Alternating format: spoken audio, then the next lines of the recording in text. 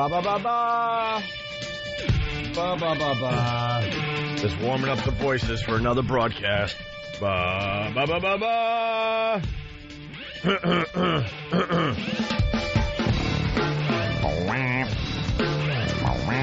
You want to wake anyone up this morning? Nah, let him sleep in.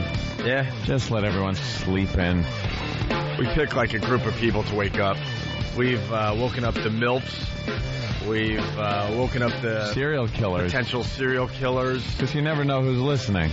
You know, you're just talking to people, and they could be doing horrible things. Like, why don't you wake up Rich Voss? Hey, wake up, Rich. He'll be here tomorrow. Yeah. Can't wait for that show. Hey. Good morning. Welcome to the Opie and Anthony Show. We got a question right off the bat. Oh, my God. Too early. Time. Too early for questions. That's what I say. Paul in New York, what's up?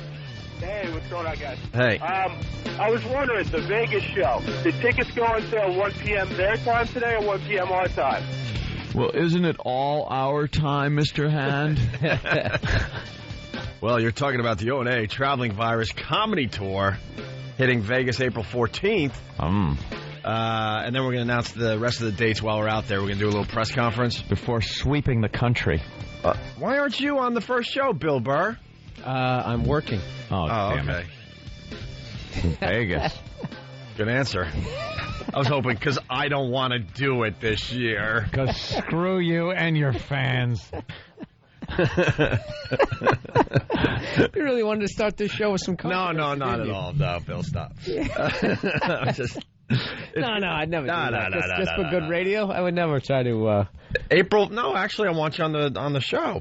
We have a really good lineup. We have Jim Norton, Joe Rogan, Louis C.K., Frank Caliendo, Bob Kelly, Rich Voss, Otto and George, Ralphie May, and maybe one more comic. More to come. That's like Are you canceling a date? The end of Gilligan's Island. Yeah. Or the beginning. And the rest. Yeah. And how awful is your agent when you're a series regular and you can't even get your name announced in the opening song? When the whole song is introducing everyone by name. Yeah.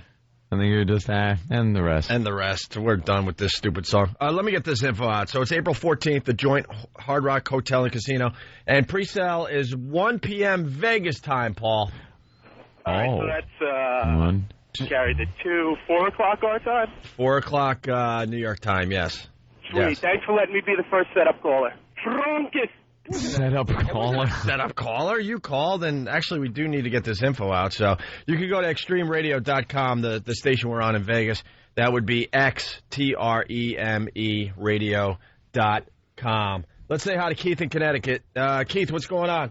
Hey, can we wake up mothers that are breastfeeding this morning? Yeah. Hey, that's not a bad one. All right, I'll talk to you later. Have a good day. Is that your fetish there, Keith? Yeah. Engorged moms? I'll talk to you later. Wait a minute. And you don't take a peek when you see that out there? No, I try to, avert my eyesight from breastfeeding women. I find it not repulsive, but it's something that is so not sexual or... Don't you find it interesting enough to at least go, You know what? I got to go with Anthony on this one. No, I find it nothing borderline repulsive. Yeah. It really is borderline repulsive. But don't you like looking at repulsive things? No, I'm not even saying that it's hot, but if you see a young mother breastfeeding, you're taking a look, no? No, wait. Okay, hold on. Now you've reworded the question. Yeah, you started off you asked. I was like his fetish. That would be easy. I have no problem if it's an ugly mother too, and an older mother, like a mother in her 40s, decide to have a kid late in life. If a woman is breastfeeding, she's one last chance. Yeah, the last chance pregnancy. Yeah, she's probably still got the baby fat on her and everything, and then the engorged feeding things. I gotta admit, I've never I understand the after part of birth where it's this beautiful baby, that is the miracle, but the whole, as a guy, you have to be in there. It's repulsive. It's freaky. It's disgusting, and I'm not I was telling my girl I'm not going to be in there, and she flipped out, and she's like, "Why not?" I go, "Because I'm not a doctor."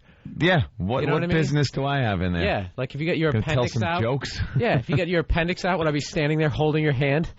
slicing you open. That's good. You know what I'm saying? I'll be outside with a cigar, like Fred McMurray, some old school guy. That's how you want, like Ricky Ricardo. Just Fred, I'm a father. Hand out some cigars. You never see any of the nastiness. The afterbirth. That's why, like, when they sat there, like, that's like a new thing where they talk about how guys, somehow end up having like performance problems after, seeing a human being come out of the love canal there. Yeah. That, after a while you kind of hate, because you're not supposed to see it. No. So you want to just be in the hallway walking back and forth, pacing, sweating, and when the nurse comes out, you keep bugging her. She goes, "Not yet, sir." Yes. Something out of a 50s sitcom. Someone comes out of the room, dipping his hand in the hot water. The doctor, Congratulations, it's a boy. Have a lucky. She comes out of the room and you're like, "Any news yet?" All panicky. I think that's more than enough.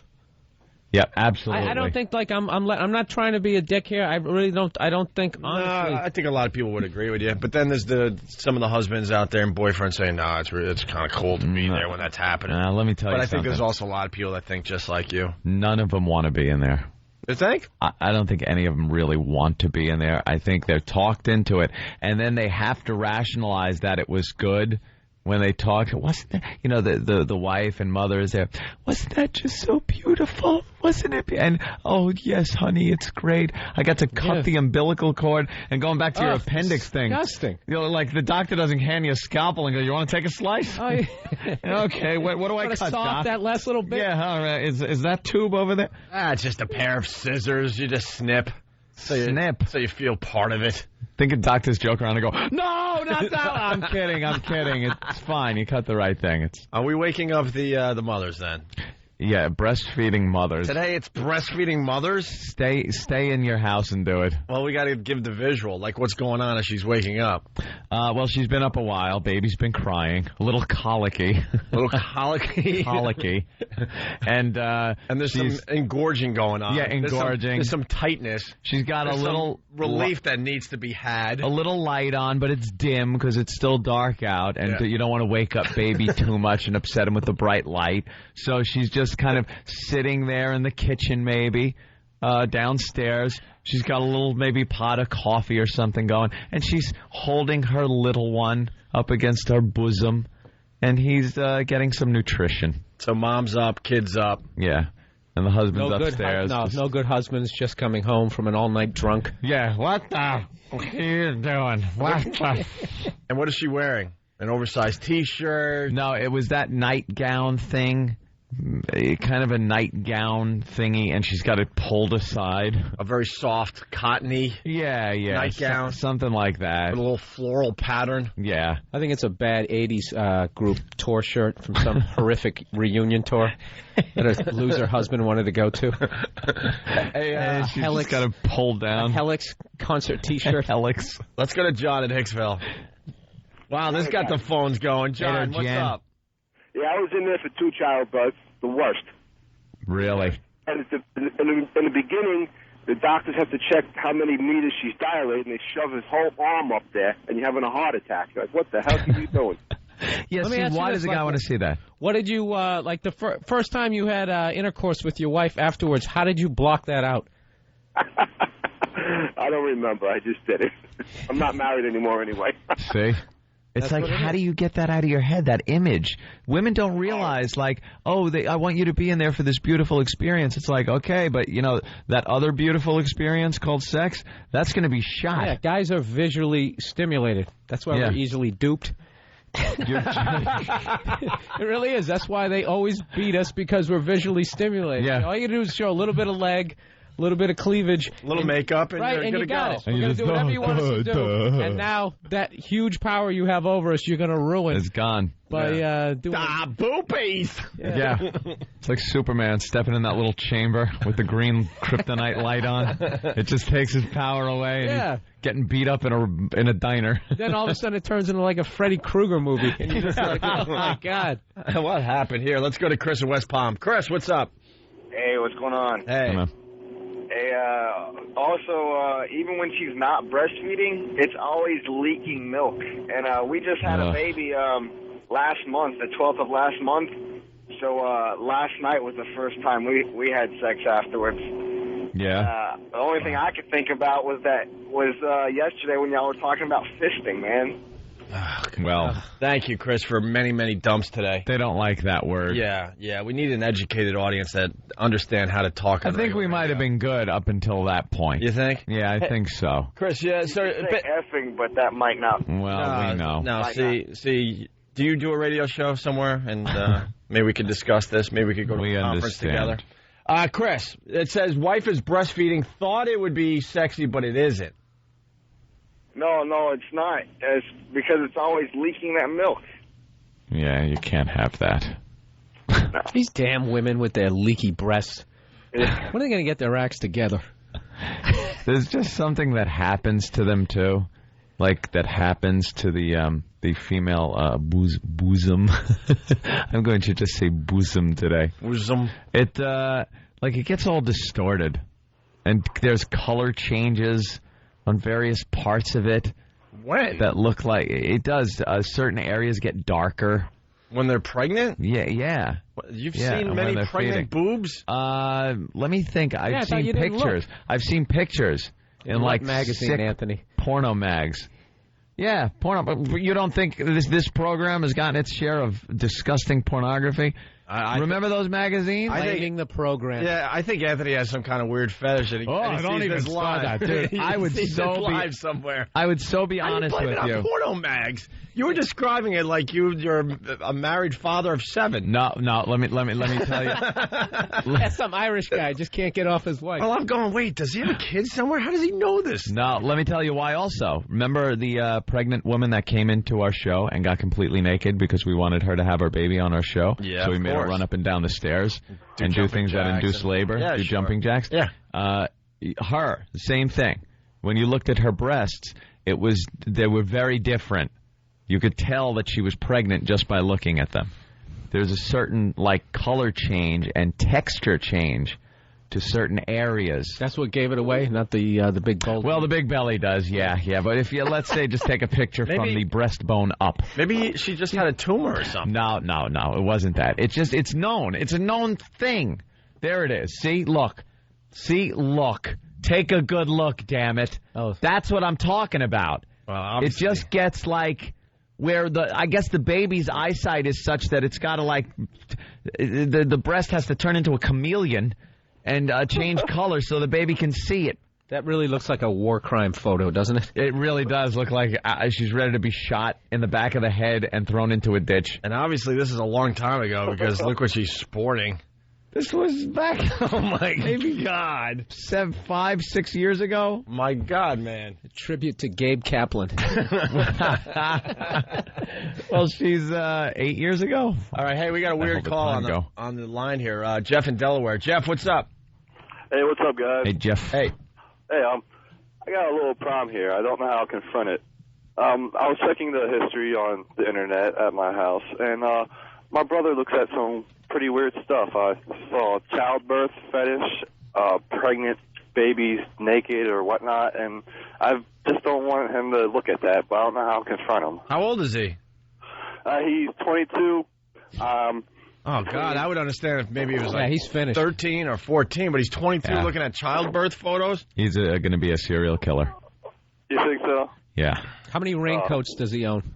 Excuse me? How many raincoats does he own? None, dude. I think he's a virgin. Yeah. That's kind of a weird thing to be into at that age, that's for sure. It is kind of weird. Wow, I don't know what to tell you.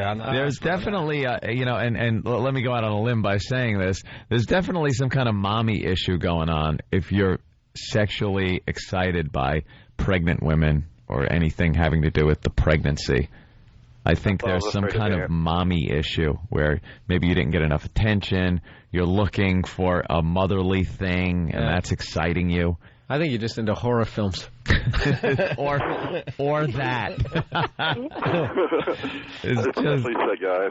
All right, let's go to Brian in Wisconsin. Brian. Yeah. What's up, Brian? We hit a nerve this morning. The phones are never like this early. What's up, Brian? Just want to share the information about the C-section I had in on my wife there. Geez, when they cut her open, boy, if you ever cut a deer, boy, it smelled just like that, and the whole room just smelled like guts. Like guts? God. Yeah, rotten guts, Ben, if you ever got a deer, just like that. And then he pulled my son out there, and I had the video camera and everything right there. It's pretty cool when they come out, but that stench, boy, it's hard to get over that. Was Sigourney Weaver standing over her with a pistol? No, what we've been trying to do for many years. Hey, that's a scene from Alien, right? It totally is. Coming right out, and then I'm supposed to have sex afterwards? No, what we've been trying to do for many years, we want to play, like, audio of, the childbirth. All these guys are talking about they have video cameras in there, and they're videotaping, so the audio's got to be on. We would love to hear some audio. From the delivery room. From the delivery room, yeah. We know you guys got videotape. We've been trying to get this done for years because we know there's a lot of screaming and cursing going on. Crying. All that crap. A lot of guys pass out. Yeah. Passing out. A lot of guys see. I'm not used to that. It's like, why would you? It's like going into battle and watching your buddy get his abdomen blown open by a hand grenade. And not only that. You'd be like, oh, my God. And then going, oh, this is beautiful. This is the first time, too. Yeah, first time. You're not even a veteran of it. Yeah, somebody's got like 5 kids. It's like that Barnes guy in Platoon. Yeah. You want to know about childbirth? I'll tell you about childbirth. Take the pain. Take the pain. Hey, Bill, you read a book this week? Did I? Yeah, I'm reading one right now. Yeah, sure. As we speak. All right, Brian. Yeah, look at you trying to get smarter. You reader. You dumb reader. Hey, it's Dwayne in Detroit. Dwayne, what's up? Hey. Like he hasn't heard that 1,000 times. Hey, guys. Hey. What's going on? You tell us. Let's go. Hey, I'm a father of 6, and Anthony's right there, let me tell you. About the boobs changing? Yeah, yep. And I've been in there all 6 times and probably never wanted to be in there any of the times, but my first time 23 years ago, we were in a birthing center, and you're in there drinking beer and smoking cigarettes, so it wasn't too bad that way. Yeah, he's a seasoned vet now. How old is your oldest there? 23. So, after what kid did your wife lose her figure? It'd be after the 6th. She made it. She was fine up to the 6th birth? Yep, yeah. This guy just kept rolling the dice. Wow, really? Yeah, she had them all natural, too. Nothing, no C-sections or nothing. Wow. That is. And you said the first kid you weren't even in the room for? No, we were in there. It was at a birthing center, and you could bring beer in. We had our own fridge. Man, we were in there. Bring beer in a card table, your friends. Wait, in the same room that she was giving birth in? Hey, you could have in the same room that she was giving birth in? What's that? In the same room that you were giving birth in, could you be drinking? Yes. All right, because I don't know what a birthing center is. I've never heard that term before, so I don't know if it's like you're in the room with her, or it's a lounge where you go while she's doing all the heavy lifting. He's playing Texas Hold'em on her belly. It's like a living room. You know, it's got a couch and had a bed in there and TV. And she's just screaming? David Koresh. Jesus. That doesn't sound like a lot of fun. That sounds like a cult. It wasn't too bad. It was cheap. See, I didn't have insurance, man. Well, that's what you want. Bucks, cheap. $1,200. Yeah. All right. Is it even supervised, or is it just a hotel room? No, you had I was at the hospital. You had nurses. Well, it's like a midwife. A midwife? What year is this? You just got to watch out for the bubonic plague. But, and a guy comes around with a cart if you lose your loved one and you throw him on the cart. A midwife. Yeah, that's well, it was like I said. Who would want to be a midwife? Do you ever see? I've been through the papers a lot, and I never see help wanted midwife. Sure. Where do you find these midwives? No, they're around. I know that there. job went the way of like the blacksmith. Yeah, the village smithy or the cooper. The good old cooper. The cooper. All right. Hey, you guys are great. I'm just going to tell you, my kid turned me on to you guys. He's in Chicago, and I work midnight, so I get to catch you every morning. Oh, how long have you been listening? Me? Yeah. Probably about 6 months now. Oh, wow. What do you like about the Opie and Anthony show? I like the new. I love that every time. Though? Don't you want the guy? I love that. It's the Opie and Anthony show. Good morning. Thanks for checking us out today. It's the Opie and Anthony Show. The phones are just lit right now. Our phone number, 1-866-313-FREE. Let's say hi to Chuck in Ohio. Chuck, what's going on today? Morning, boys. How you doing? Hey, All right, Chuck. Chuck.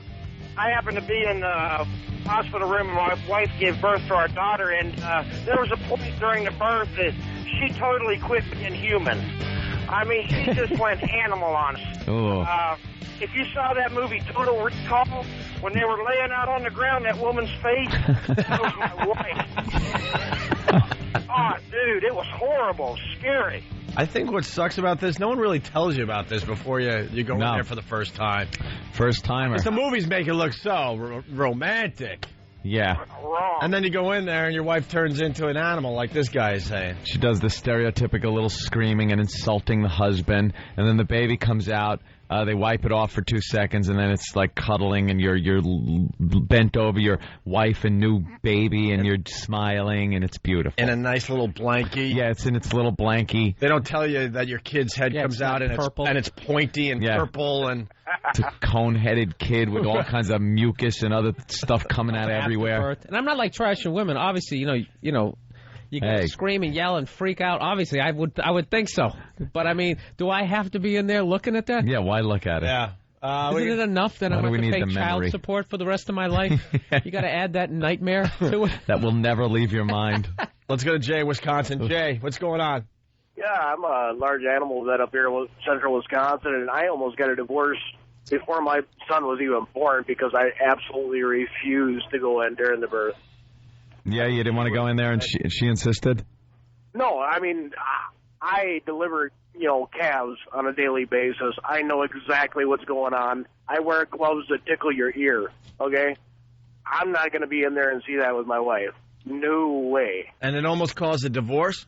Yeah, I mean, she was lit. She's, you don't care. You don't even want the kid. The thing about caring, it's like I care too much. You were just trying to save your sex life. Yeah, exactly. It's like, that's one of those things that no person should ever have to see. You should never have to see the insides of somebody you love. You know what I'm saying? I love Words the guy to live by, Lloyd. That's a great point. Man. That's a gregreat point right there. When did that start? Like, as a kid, I know my dad wasn't in there. He was doing the Ricky Ricardo thing. Like Ricky Ricardo. He had the cigar thing. At what point was it the Oprah show? Which one of these horrific shows decided, just put that in women's head that, guys should be in there and see the miracle of birth. They should share the moment.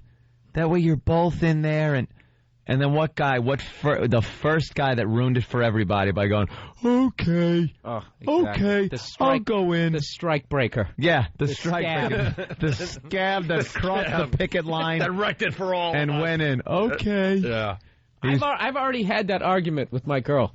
I'm just like, I'm not going to, like, she flipped out on me. And I'm not going to be in that. She goes, why not? I just think, because I'm not a doctor. There's no reason for me to be in there. And I'm going to get freaked out. And then afterwards, like, they always have like a big, and you still think I'm sexy? And you're going to be sitting there with, piece of linguine between you. Yeah. Hey, Bill, you brought this up a couple times. Are you going to be a father, or are you just discussing? No. Oh, all right. Yeah. See, it's that much of an issue where they're not even. You're prepping. We were watching something on TV. Oh, okay, you got to explain. Because people on the instant feedback like, is Bill going to be a father? Oh, no, because you've mentioned it a couple times, like, this is going on. And you're negotiating. You know what amazes me? I watched it on TV. So it brought up a discussion. And I was just like, she was sitting there, and I just, threw it out there. Okay. Why does the guy have to be in there? And it was just like, what? He just looks at me like, what? You know what amazes me? Take your car to any mechanic. There will be a line that you will not be allowed to cross. You can't hang over the hood and watch the guy work on your effing car. You got to stay in the waiting room while they do an oil change or work. You can't just walk out. They got the yellow lines that, stay out of here. We're doing work. You can't even watch the guy make your taco at Taco Bell. Right. Are you kidding? You're not going to go around back and go, hey, wait a minute. You mind if I put some beans in that burrito with you? You know what's funny about that? I hate going to that Subway restaurant. I hate watching people handle my food. It's disgusting. You just see the person. The worst is like when they sit there and they have like the gloves. They got the gloves, but they do the wipe the side of their nose with the back of their hand. They're like, well, what kind of sub do you want? It's just like, that ain't gonna work. Yeah, I'm out. Do it all in the back with the rats and the roaches where I don't have to see it. Oh yeah. Let's go to Mike in. I'm not looking. Dirty mop in the corner. Yeah, Mike in Jersey. What's up? Hey. I've actually been through 40s, but the first one was natural, and it came out stillborn. So it was all of that build up for this piece of purple that came flying out of my mouth. Oh my God! Damn, dude.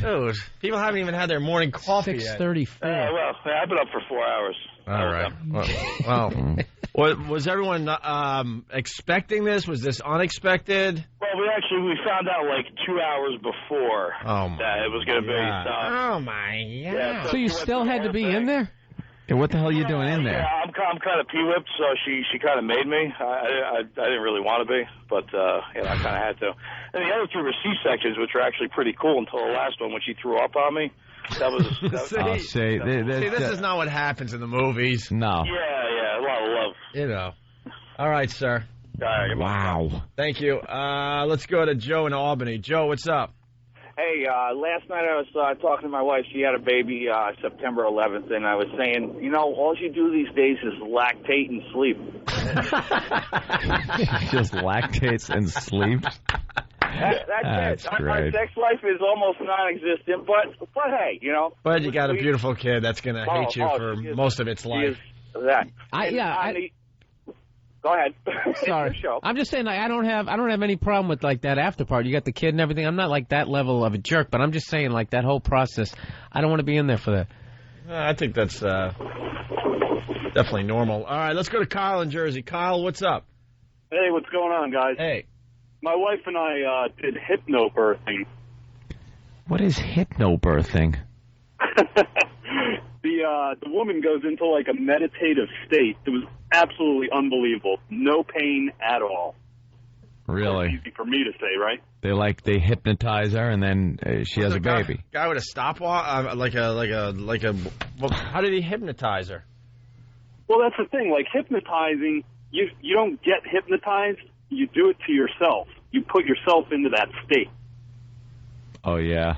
She was in labor for like 27 hours. No pain at all. 27 hours. Hey, Adam from Massachusetts. We're going really fast today. Thank you, Kyle. Adam on the instant feedback. It's like sausage. You don't want to know how it's made, but damn, is it good. Yeah, there's a lot of little things going on in sausage. Hey, here's something they don't show you in the movies. Jeff, go ahead. Hey. When my wife was giving labor to my daughter, I don't know if you guys know it or not, but when the woman gives labor, she normally craps on the table. And a little bit came out, and I was kind of, holy shit. And I was like, oh boy, all over the place. Now you're just... Al, don't worry, Al. That wasn't even the worst part. The worst part was afterwards when she gave birth to the placenta. That was a murder scene. That was all over. It came right out, slid right out, all over, blood everywhere. That was bad. St. Valentine's Day Massacre. Yeah, so you have to be there for that. Machine Gun Kelly face down in the corner. I saw it at the corner of my eye, and I couldn't look at it. Why don't they show this in movies? I don't understand. Yeah. I don't know. Yeah, I don't know either. But all right, thank you, talk sir. To you guys. Thanks. Well, yeah, because then they have to deliver that. Yeah. Like the baby comes out, and in the movies, like you said, they always show it. It's very romantic and this. But then what about the placenta's got to make its way out, and then what about the doctor who just that's his job every day. He just looks at that nightmare, and I wonder if he's numb. Well, yeah, when he walks down, he looks at a hot chick. He just thinks that sound effect he just it just ruins it for him. By the way, that guy, because he got dumped out, because the woman's pushing, there's other things that may other bodily functions happen. Defecation. Right. All right. Let's go to Chris on Long Island. Chris, what's up? What's up, man? How you doing today? All right. Yeah, my wife, we got 4, and she's actually having our 5th right now. But the first one, they had to do the episiotomy. Oh, yeah. You want to talk about being a man after that? What is that? They got to cut her from, the bottom part of her gimmick to the top part of the other gimmick. Go in there after that. the top one. Yeah, oh, they knock out a wall. They put an addition onto the house. They knock out a wall. We're going to open up the room. It's going to look so turn nice. the garage into a second bedroom.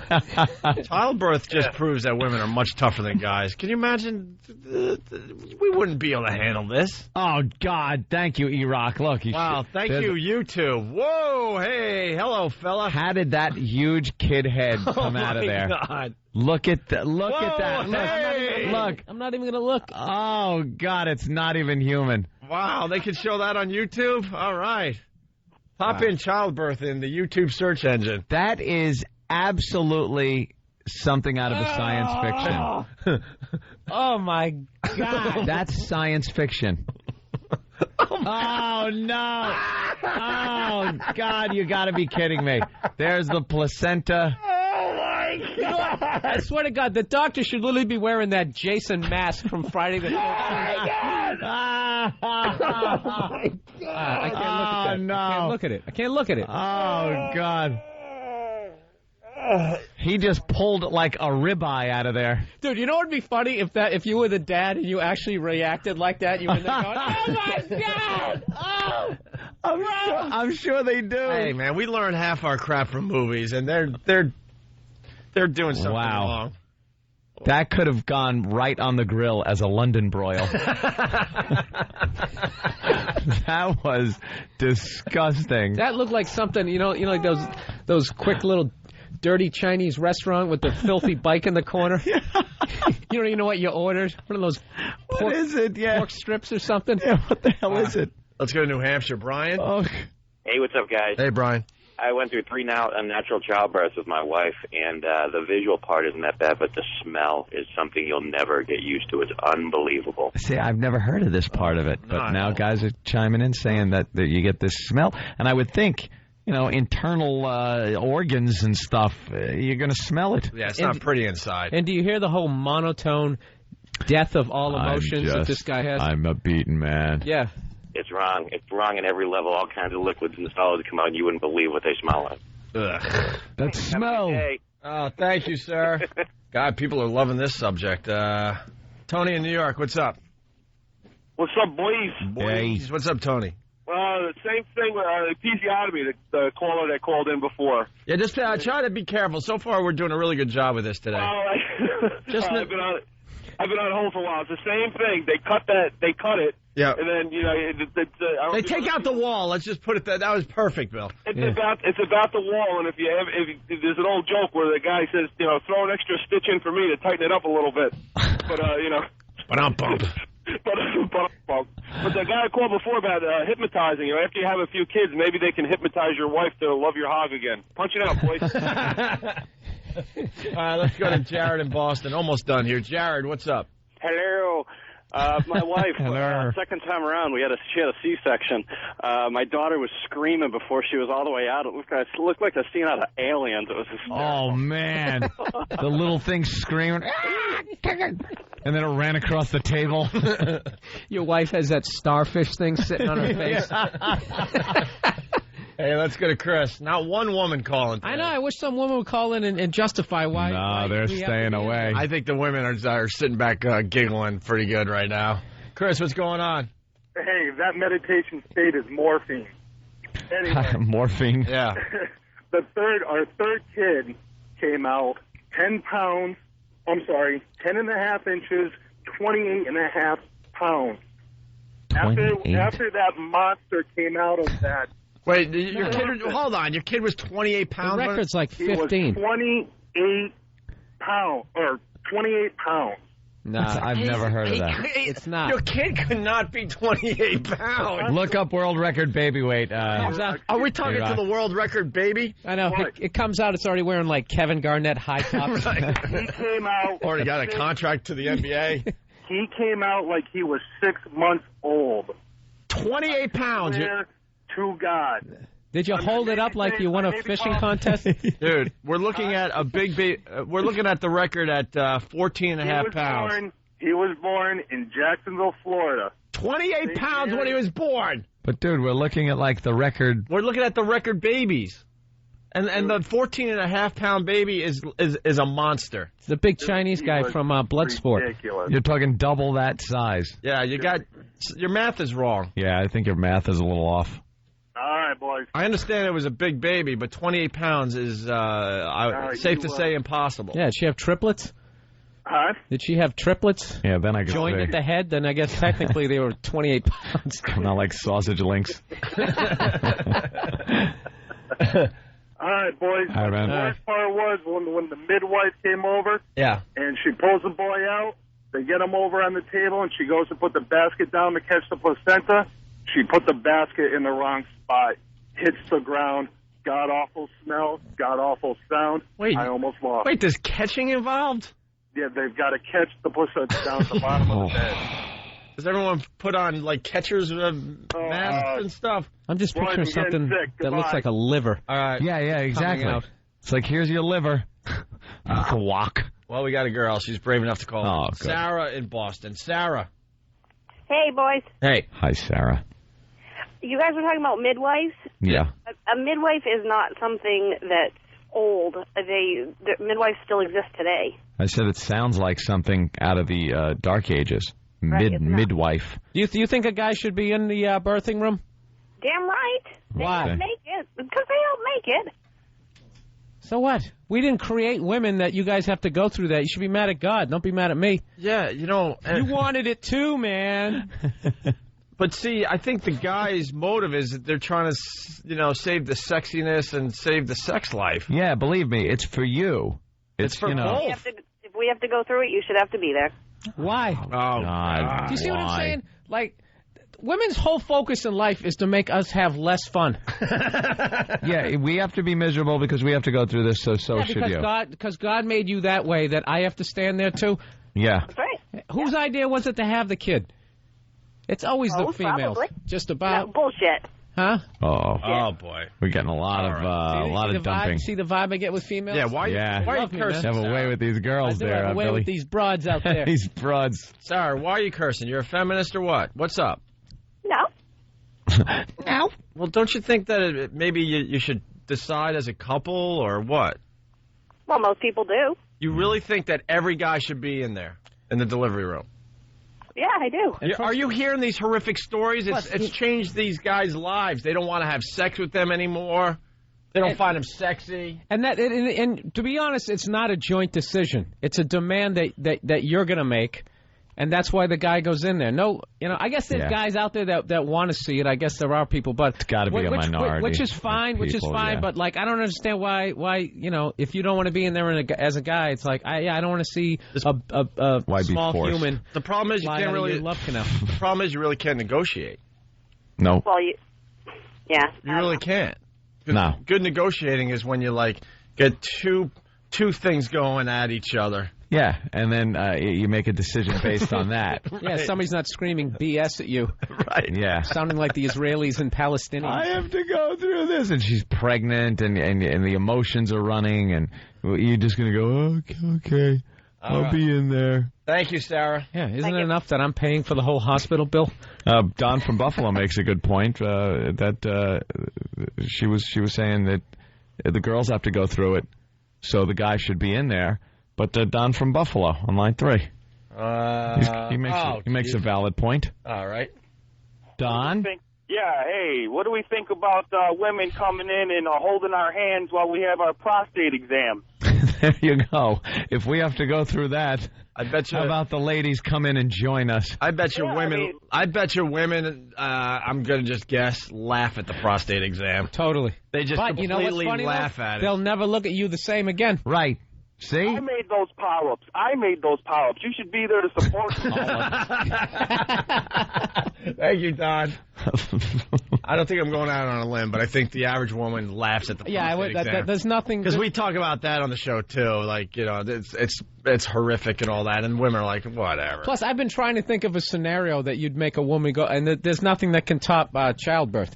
No, because it's just so full of blood, guts, screaming. It's war. It's like war. It's the same thing you hear.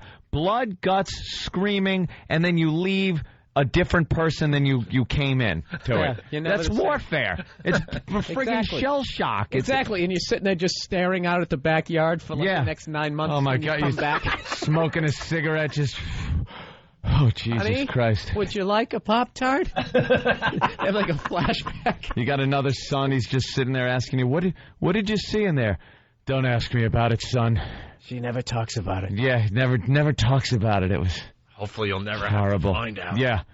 I did it, so someday you won't have to. Boy. It is. It's the same thing as war. You're seeing somebody you care about being ripped apart with blood. That's a good trade-off. Like, guys have to see action in war. Yeah. And, you have to give birth. There you have to give birth. There, that's how the world works. But then again, if you're not a veteran, then you have to go in. Yeah. All right, really fast. You worked at the motor pool. Really fast. The Guinness Book of World Records says the heaviest baby ever was born to Anna Bates of Canada in 1879. It weighed 23 pounds. And that guy swears his was 28. And that was what year? 1879. 1879, so he broke the record from 1879, but no one knows about it. Yeah, let's go to Kara from Connecticut. Liar. Kara. Hi there, guys. I've never met a friend of mine who feels this way, but I've been mystified about this my whole life. Why a woman would want their husband in there to see them and what they go through, and everything that's been mentioned here on the radio is true. The smells, the visual effects that give you a lasting imprint, it's never going to go away. Why do you want your man to see you this way when it'll taint his image of you sexually for your whole life? See, Kara's cool, because, don't you want to save your sex life as well? Absolutely you do. The childbirth... You never want your significant other to have something on you. Like, I've seen your insides, I've smelled what you could produce, I've seen, Yeah. These are the same girls that didn't want you to see them without makeup on for a while when, you first hooked up with them. What the hell? No. Jesus. Or they're phantom poopers. Yeah. Your girl's a phantom pooper, but... I never see her go. But yeah, I don't know, but when she delivers a kid, you have to be in there and see everything. Now you have to completely ruin it. That's funny. They want, emotional support, but why can't they just wear, an earpiece? And I can talk, in a walkie-talkie. Yeah, how's it going? Like they're calling in an airstrike. Going good, baby? Yeah, roger that. We're dilating, and we should have baby at, I think, 0300. Roger that. We'll be standing by. 2 clicks to the left. 2 clicks. Yeah. I'm a married female, and I have 2 kids now, but my brother told me years ago, which I didn't need to be told anyway, that no matter what a guy tells you, it's not going to go away. They're going to see this in their mind, and it's going to be in the background. Doesn't mean it changes his feelings for you. It doesn't mean that you can't have a physical relationship, but it's always there, and it's somehow his vision of you sexually changes. Post-traumatic stress. That explains that numbed look on a married guy's face as they're walking through the mall, Oh, that Still look. excited. The 1,000-yard stare. Yeah. Just walking through. He's just looking holding her hand and... I saw it. I saw her inside. It was terrible. There was stuff coming out of everywhere. It was. He passes by Victoria's Secrets and just goes, no need to go in there. Right. There's no need to even go in there. He gags when he sees a thong. Oh, he passes by a pea pod, one of those maternity places, and just starts shaking. That's what she was wearing. Oh, Jesus Christ, help me. All right, crotchless panties. He pictures a head coming through him. Hey, Kara, thank you so much. Oh, you're welcome. I'm with you guys. God bless Kara. Wow, that was a good topic right there. When you've seen the lower half of your loved one look like the elevated doors in The Shining, it's going to affect you. The best line is they don't want us to see him without makeup. Yeah. But that's okay. But drag you in for this one. What a mess. And they don't want you to think that they actually poop. Yeah. But that's okay. God, is that funny? Well. By the way, it's Bill Burr. Yeah, of course. All right, maybe the new listeners don't know. Bill Burr in studio today. You promoting anything, Bill? Yes, I'm at Caroline's next week in Ooh. New York City, March 22nd through the 25th. Times Square, crossroads of the world. Oh, yeah. Yes, exactly. The most important place ever. There's a big M&M store competing against the Hershey Kiss store at the crossroads of the world. I saw that, yeah. They're across the street from each other. It's like, that's hysterical. Gotta admit, I love M&Ms, but I'll just go to a deli.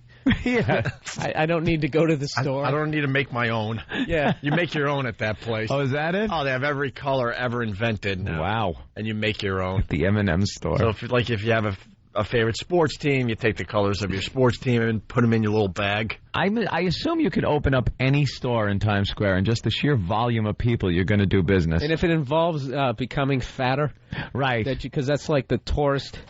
Oh yeah, big fat tourists just coming in. I saw a thing. Loading up on was fried stuff. He was like one of these guys. He was so like big that he couldn't get out of his house. And when you get to that level, it's like you literally are inventing new ways to get fat. Like they combine stuff. Yeah, you can't just eat what's out there. You have to experiment. Yeah, like a you're scientist. melting ice cream and then putting like almond joys in it. That's what that Stone Cold, the Cold Stone Creamery, whatever it is. I went in there one time. It was the most disgusting thing. It's like, do you want some chocolate chips? And then I go, yeah, okay. And the dude literally takes like a whole bag. It was like eating grape nuts in ice cream with like a whole bag of sugar. It was too much. I don't need that. Yeah. I was hoping for like a sprinkling. Yeah, just a little taste. It's like how they don't know how to make pizza now. It was always supposed to be like the tomato sauce and then the cheese adds the flavor, and then like, what is it, Pizza Hut, Domino's, they've gone insane with it. Yeah. You put cheese in the crust. Meat Lovers cheese crust pizza it's just loaded. It's like 8 inches of pizza. You just want cheese. I like within the regular crust, on the crust, on the bottom of the crust. Sauce and some cheese on there. Take it down a few. All right, pizza was fine. No one was complaining. Pizza sucks. Yeah, why did you have to make pizza better? It was fine. The original recipe was just fine. I want my bowels to lock after. It just shows you that we're just never satisfied as humans. How do you sit there and go, wow, we got to make pizza us better? We figured a way to inject cheese into that rolled part of the crust. Right. We finally figured out. Our scientists worked years. Because you hit the saturation point. And if you don't figure out a new way to hook it up, you're going to go the way of like rollerblades. Like remember rollerblades? They were like $180 at like the height of them. Right. Everybody had them. Then all of a sudden everybody just had them. You're not going to keep buying more, and then they just, all of a sudden, they're like $30 at like MVP Sports. Yeah, so you have to kick it up by putting cheese in the crust and stacking meat on it. All right, listen, we got to take a break. It's the Opie and Anthony Show. It's the Opie and Anthony Show. The Opie and Anthony virus.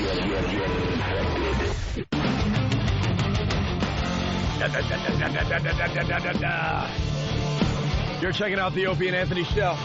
Hey, let's not forget about MacBook Karaoke. It's coming soon to the Opie and Anthony Show. Right now, you have to go to 923freefm.com for details. I guess at this point, you just got to sing your songs and send them in, and then we'll start giving away MacBooks. Sleek and sexy. You can create everything from music, movies, greeting cards, podcasts, websites, and more. Head to the Apple Store or apple.com to check it out. All right? Absolutely. Details at 923freefm.com. 923freefm.com. It's the Opie and Anthony Show. Greetings. Well, now we got the women calling. We're trying to move on to other things today, but... Get some female points of view, I guess. You wanna? All right. Yeah, why not a couple? We got Jay, a girl in Philly, listening on WYSP. Jay, what's up? Hey, what's up? You insist that the father needs to be in the delivery room. Well, yes, because, it's more about supporting your wife or girlfriend. It's not about watching. It's not, and I understand that. I completely understand where you're coming from, but, nowadays you don't have to watch. You can tell, the medical staff that you would rather just be, more out of that than involved in that. So you're up by her head, just kind of like patting her head? I mean, that's what I'm saying. You're 3 feet away? Listen, Yeah. I didn't want to watch it either. Can I wear a gas mask while I'm in there? Yeah, because I hear it smells. I understand what you're saying, but And can we have a big, huge sheet that separates Yeah. it's more important. myself from ground zero?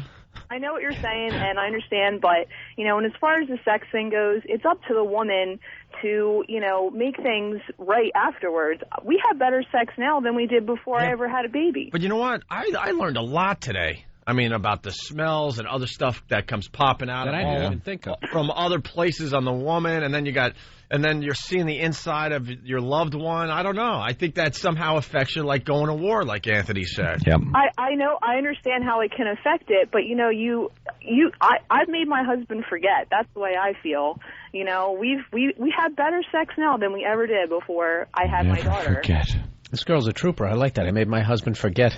Yeah, you know what? That's a great title for a book you should write. And we do it a lot. And you know what? It wasn't like that before I had my daughter. It just made me so much more aware of how important that is in our relationship. See, but Jay, you're more reasonable. That other woman, I forgot her name already. I think it was Sarah from Boston. She's like, no, he has to and should be in there. I gotta go through it. You gotta go. Like, I think you got to discuss this ahead of time, because it could really affect your sex life and other things as you move forward. I got to admit, I understand that. But it's, and it depends on the person. But, and I'm not saying you need to force anybody either, but I think a father, that is you're having a child together, Right. Yeah. Well, I mean, it's not like the guy's not going to be there, so, going to work and doing what he does.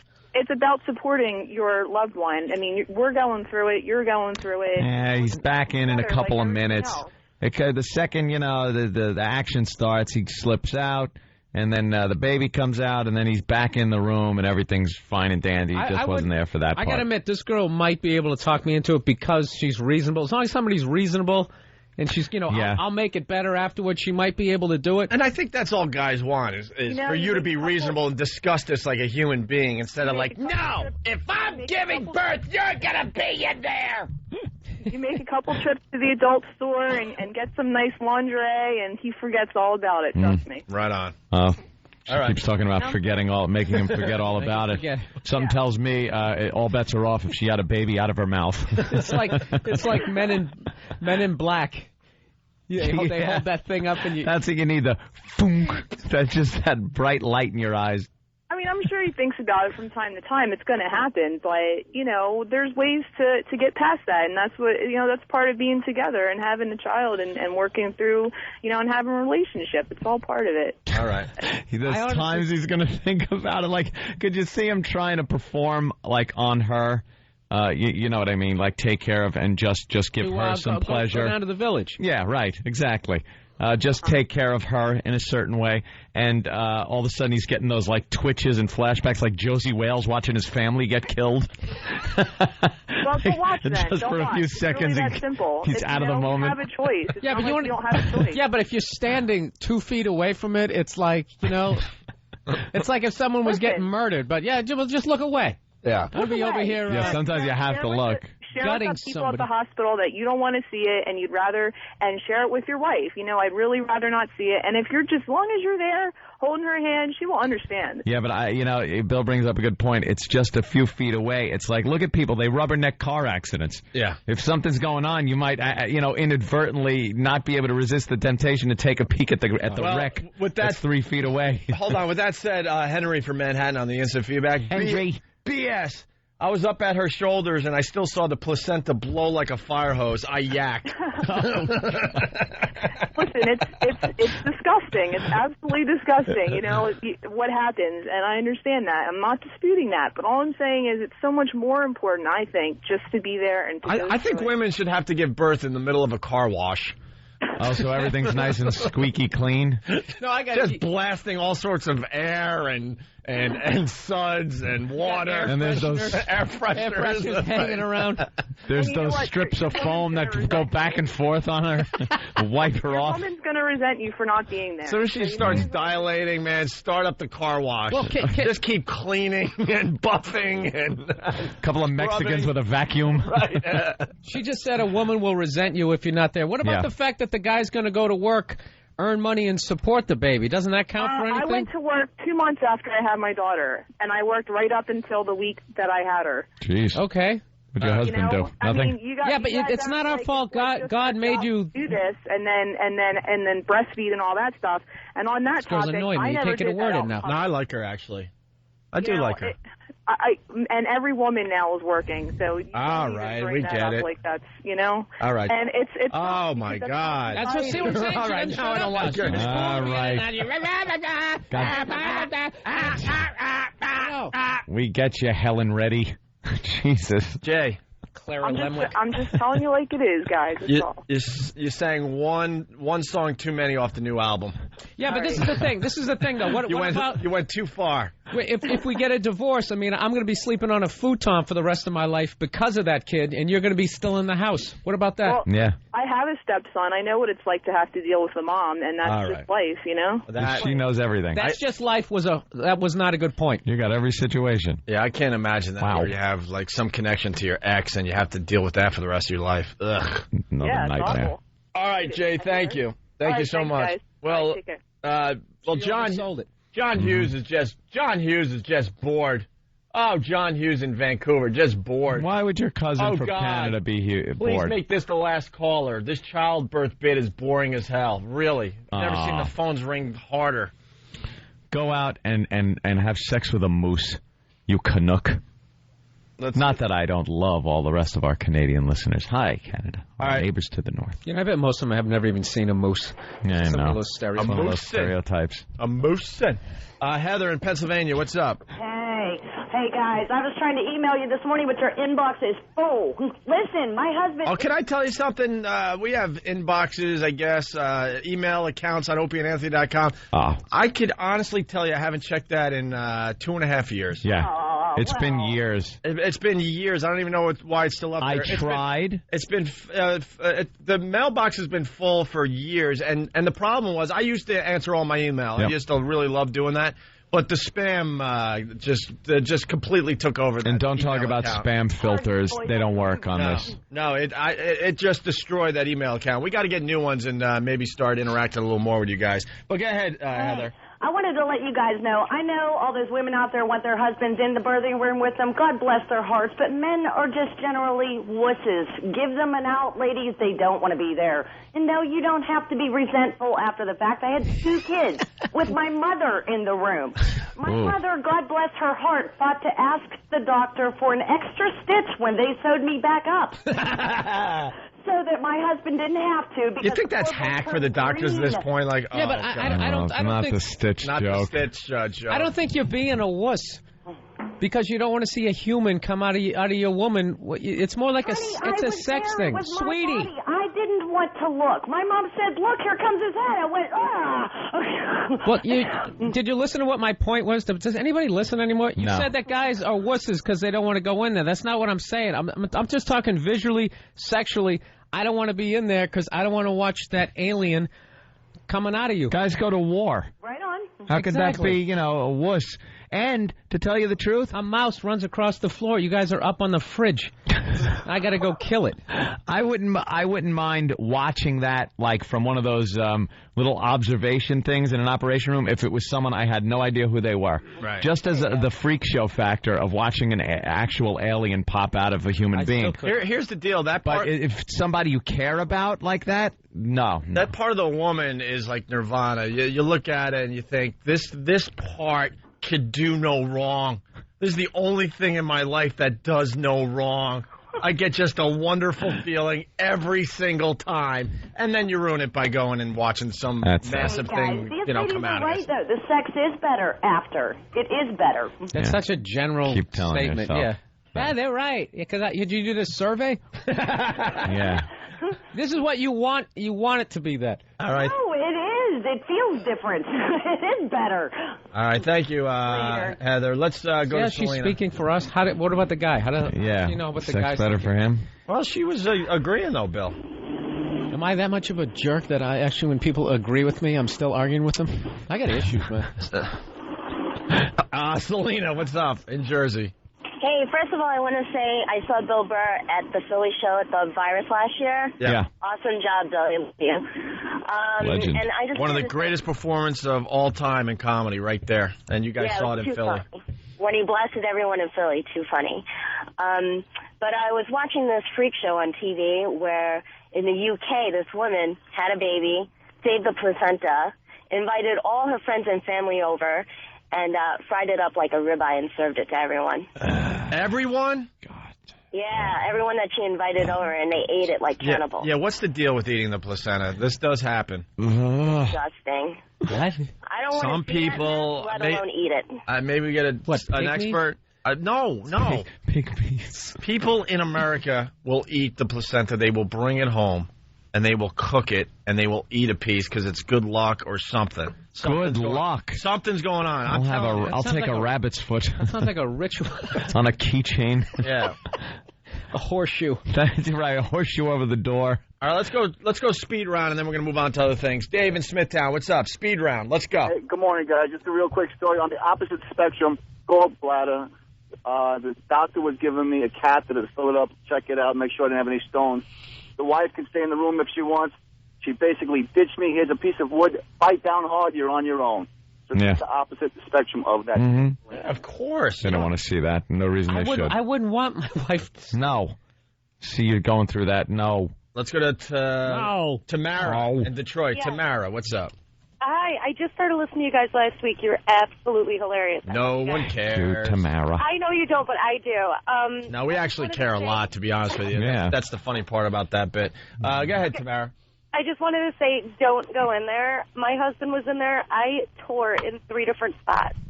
He did not want to have sex with me for like 4 months. You tore? I tore. One in my lip, one all the way down from there to my butthole. And in another spot, she split her in another spot. And it hurt bad. He did not want to touch me for months. It was absolutely horrible. Stay out and just enjoy your child after. It's like a concussion wound she got, like blast wounds. I mean, mind you, our sex life is fine now, but don't go in. All right, thank you. Hey, we got Richard, sex after birth sucks, and then we got Tammy in Jersey, sex is way better after birth. So opposite points of view on the phone at the same time. What's up, Tammy? Hi, how you doing, guys? Good, you're on with Richard from Florida. He says sex after birth sucks. You say it's way better. I'll tell you why it's better for my husband, because he came in the room while I had a C-section, and I know he saw way more than he ever wanted to, and I've spent the last year and a half trying to make it up for him, letting him do things that I never would have let him do. Childbirth. Hey, there you go. All right, see, she's got to make up for it by... There's an angle we didn't think of. I mean, honestly, he's gotten a lot of things that he never got prior to. Oh, we know what you mean by a lot of things. We know what you're talking about. We speak the language. That Zeppelin album, In Through the Outdoors. Yeah, that was a great album.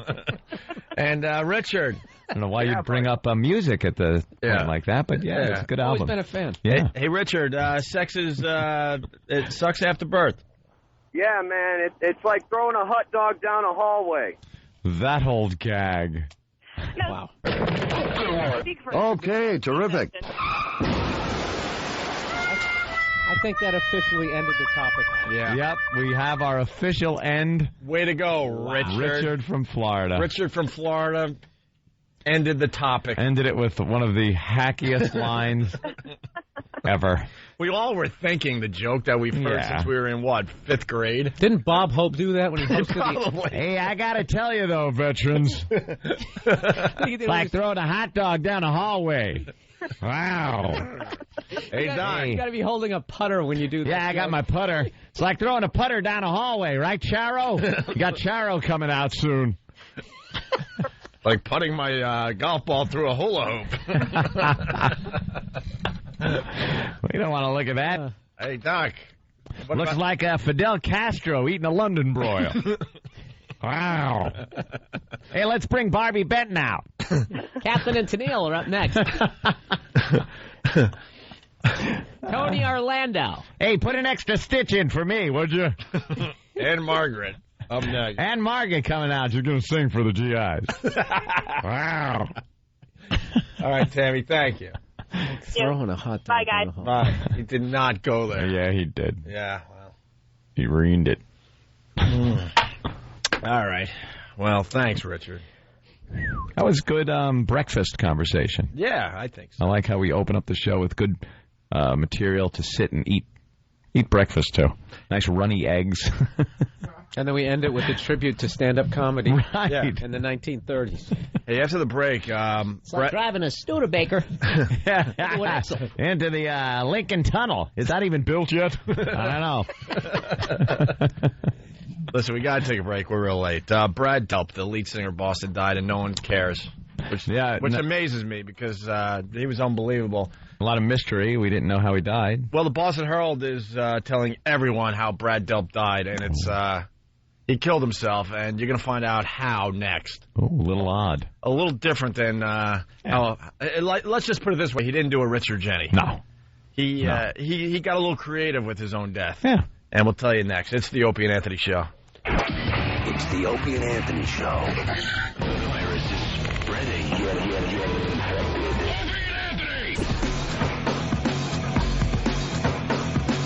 All right, moving on.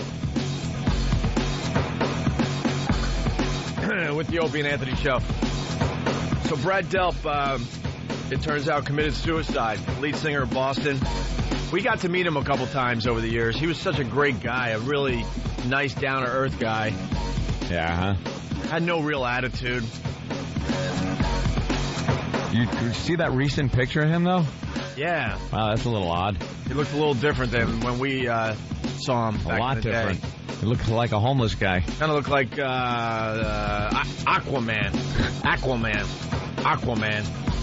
You know, Jethro Tull cover. Jesus. Oh, Aqualung. Aqualung. Jesus. Yeah. I was like, Aquaman. What? I know. How could it be Aquaman? I know I'm saying it different ways. Going, wait a minute. This still doesn't make sense to me. Yeah. Hey, it's early. Either that or he had kind of a Rob Zombie look to him. Yeah, he had a little Rob Zombie in him as well. Well, the Boston Herald is reporting that he committed suicide. And he did it this way. Brad Delp lit 2 charcoal grills in the bathroom adjacent to his master bedroom. Okay. What a way to go. And committed suicide, you know. Carbon monoxide. Poisoning or whatever, right? Yeah. It's like running your car, you know, kind of a thing. But he did it with the barbecues. Charcoal grills. A couple of Webbers in there. You have to roll them into your house? Yeah, you really got to think that out. It's like, yeah, let me get the lighter fluid. Oh, damn, the coals won't start. And then what? He just laid down in bed and closed all the doors and windows and just... Yeah, you wait for it to fill up with toxic gas, I guess. That is a little weird, right? I guess you're not thinking straight if you're going to, you know, kill yourself. But still. What kind of smoke? Is that like black smoke? Or is it just sort of a clear? I'm trying to... No, I think it's probably clear. You don't get black smoke. You don't get black smoke from a barbecue. Hey, when I do it, you do. Because this happens all the time with, like, in the winter. Usually see it some low-income housing project. Some idiot decides to keep his kids warm with a hibachi and brings it into the bedroom and closes the windows, and, you know, the family dies. Yeah. 'Cause people don't understand that, you know, burning something is going to, you know, give off gases and eat up the oxygen in the room. I'm an idiot. I do that. You would do that. I've taken no science classes in my life. It's like a log, but it's cleaner. It's got wheels. Just like a log. Why do you think you have a chimney in your fireplace? Even a log will kill you if you don't have it. I live in a place you know what? where I honestly never knew that. I just thought you didn't want your furniture to smell. Getting all soot. Like sooty. Mm. So that's coming out today. God, what a dope I am. I'm not even joking. I had no idea. Yeah, that'll kill you. Hey, Patrice's worst nightmare happened last night on American Idol. Is it his worst nightmare, or is it I don't know. just in the back of his head, maybe he's happy? Do we have to wake him up again? Can we call Patrice real fast? Bill Burr, are you watching American Idol? No. No, not at all. We take a peek because I guess we have to kind of be, you know, up on all this stuff. And Sanjaya did not get kicked off last night. Nope. The little Indian dude. He made it at least another week. The little feminine Indian dude. Yeah, he has no business being on the show anymore. Mm-hmm. Like, he should have got kicked off a couple weeks ago, easily. He's really a bad singer. But they keep voting for him. America keeps voting for this kid. They can't get enough of this guy. I think the young girls like him because they don't understand homosexuality. And Patrice is bothered. Patrice came in here last Friday to sit in for Jim Norton, walks into the office real early, still sleepy eyes, and goes, I need Sanjaya to get kicked off American Idol so the healing could begin. Because he's feeling things he doesn't want to feel because of this kid. He finds him so beautiful that he said that if you just walked like arm in arm with him and your friends saw you, they wouldn't think you were gay. Because he's just, you want to take him to the movies, you want to cuddle with him.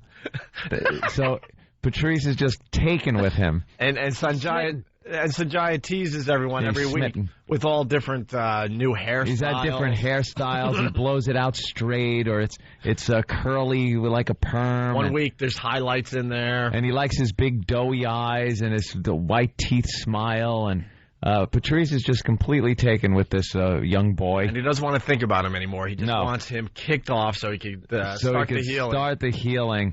There he is, hula. He's hulaing. He's showing one of his secret talents, which is doing a hula dance. And Patrice is just like completely taken with him. He's begging America to stop voting for this kid. He doesn't like feeling what he's feeling. Wow. Yeah, exactly. Patrice says he's so feminine that if you walked around with him, you would not be considered gay. And he didn't get kicked off last night. They kicked off a guy that apparently it was a backup singer. Yeah. Almost a pro, you know? The kid, go ahead, sorry. And they kicked him off because he forgot some words to the song he was singing, and he had a pretty big, what they were calling a Peter Brady crack. I think the guy toured with Christina Aguilera and some big names in the music industry as a backup singer. He has way more talent than Sanjaya, but he doesn't have the sex appeal. We got Patrice on the line. Patrice O'Neill. Hey, what's up, man? Hey, Patrice. Well, how you feeling this morning now that Sanjaya is good for another week? Well, I was upset for a second, but I'm just coming to grips with it. Yeah, you got it. I mean, after a while, it's you know, he's just going to melt your heart anyway.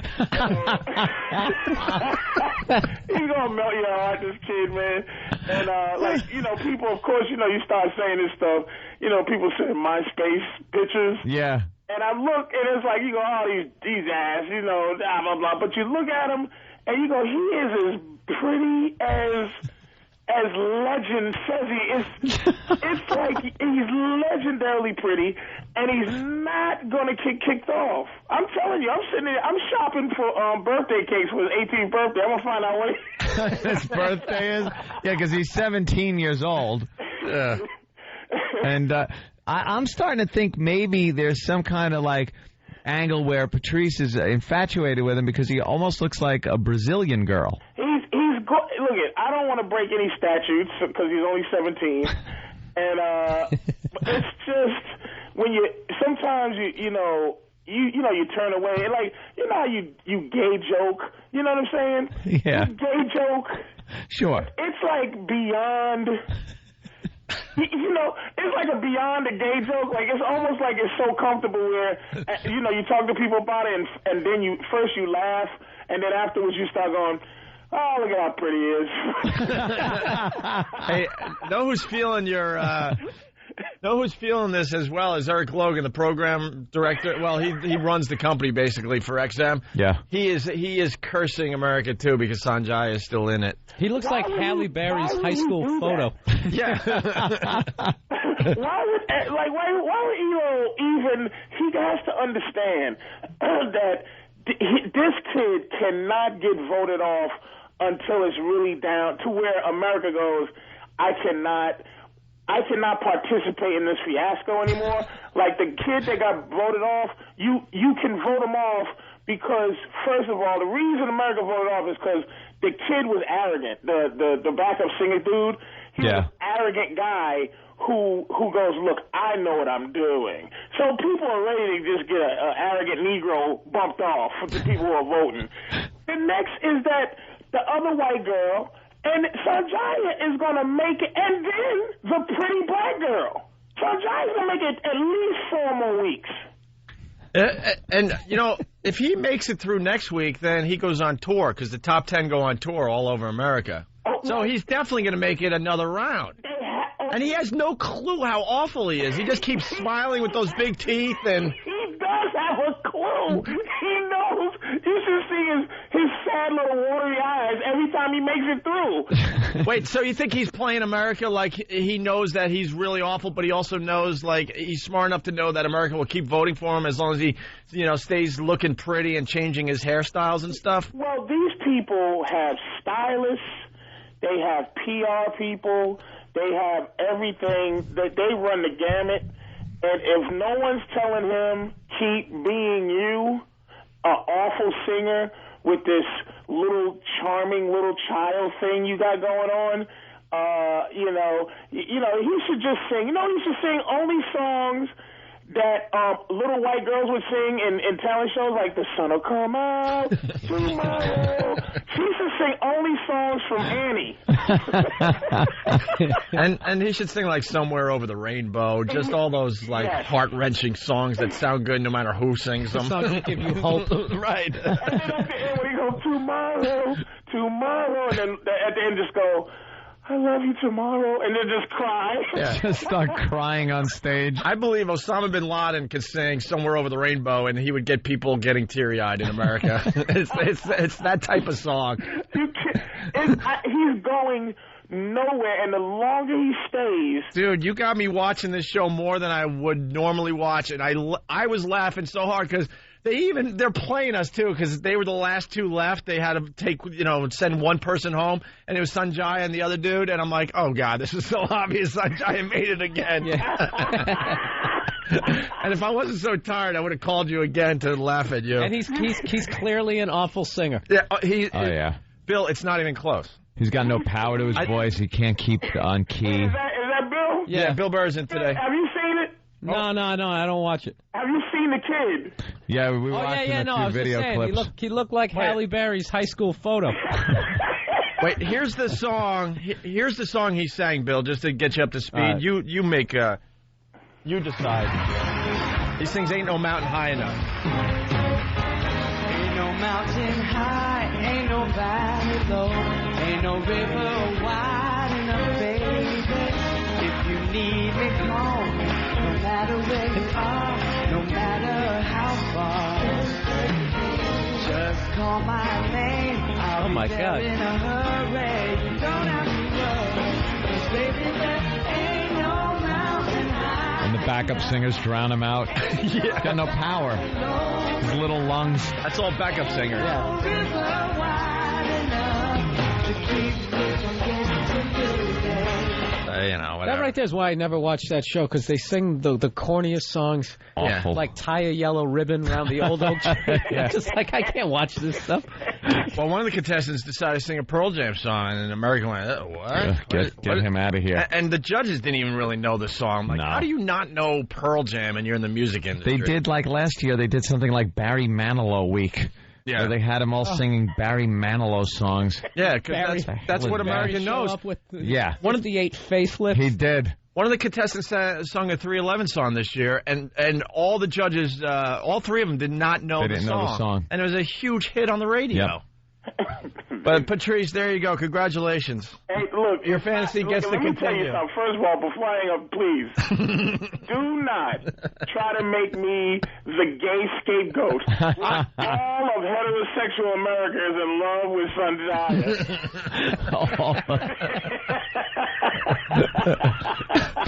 Well, you might have brought it to all of our attention. You can make me the scapegoat. Eric Logan can make me the scapegoat. You can. But before you take your Tylenol PM, you pop it right after Sanjaya thing. You're making us all feel like it's okay. Like it's okay to have these feelings. We're looking at a picture of him right now. He's got a neck like a gazelle. It's not his fault he was born a boy. Look at Patrice. Jesus. All right, Patrice, thank you. Take it easy. Not that it matters now, but here's the announcement from last night. It's quick. Brandon and Sanjaya. Here we go with the results. Ooh. After nearly 28 million votes, America has decided that Sanjaya, you are safe. Brandon leaves us tonight. You hear the audience gasp. Like, what the hell? Gasp. And then they start booing because they're like, stop already. This was fun for a couple of weeks, but enough. You know when I last heard that gasp? It was when the towers fell. Listen to the gasp that those people... Oh! The O.J. verdict. Yeah, the O.J. verdict. Another gasp like that. Listen to this. That Sanjaya, you are safe. Brandon leaves us tonight on American Idol. Sanjaya, you may have a seat. Congratulations, Sanjaya. Ladies and gentlemen, Brandon Rogers. You hear the booze in there? How do you stand? You must feel like the biggest tool ever. That's what I'm. It's like, okay. But he just smiles real big with his teeth and his big eyes and just goes and sits down again. And I hate this show, but now I'm watching because of this Patrice angle. It's hilarious. And then the local news here in New York, Fox, they did a piece on Sanjaya. They did. On his hair or something. The song choice was acceptable, but the hairdo, a huge do not. Every week, the boy sports another curious quaff, making even Jessica Simpson's hairstyles look stagnant. Hey, then it came to me. Could this be Sanjaya's secret weapon? I think the hair might be a secret weapon. It makes him look very lovable, kind of like a cute little puppy, and he's just very sweet. So his hair definitely has some power. I'll tell you this much. I couldn't name another contestant on the show. Oh, of course not. Why would you want to? Actually, Melinda Doolittle. Doolittle, because she got a wacky Dr. Doolittle name. That whole clip was just depressing. People actually talking about that and then talking to people on the streets, and they can what do you think? Intelligently talk about it, too. Like, yeah. Well, I think the hair thing is just blah, blah, blah. Yeah, that's making the difference, I think, in the voting. It's. Let's go to Mike in New Orleans. Mike? Hey, good morning, guys. How you doing? All right, Mike. How are you? Oh, just another day. My girlfriend has a theory, and I'm starting to believe her, and it's only a matter of time, I think, before all of America does it. This is your doing. I think Sanjaya is going to be calling your show saying, please, stop voting for me. We certainly have given him a lot of attention, almost from the get-go, as they like to say. The get-go. Sure. So who knows?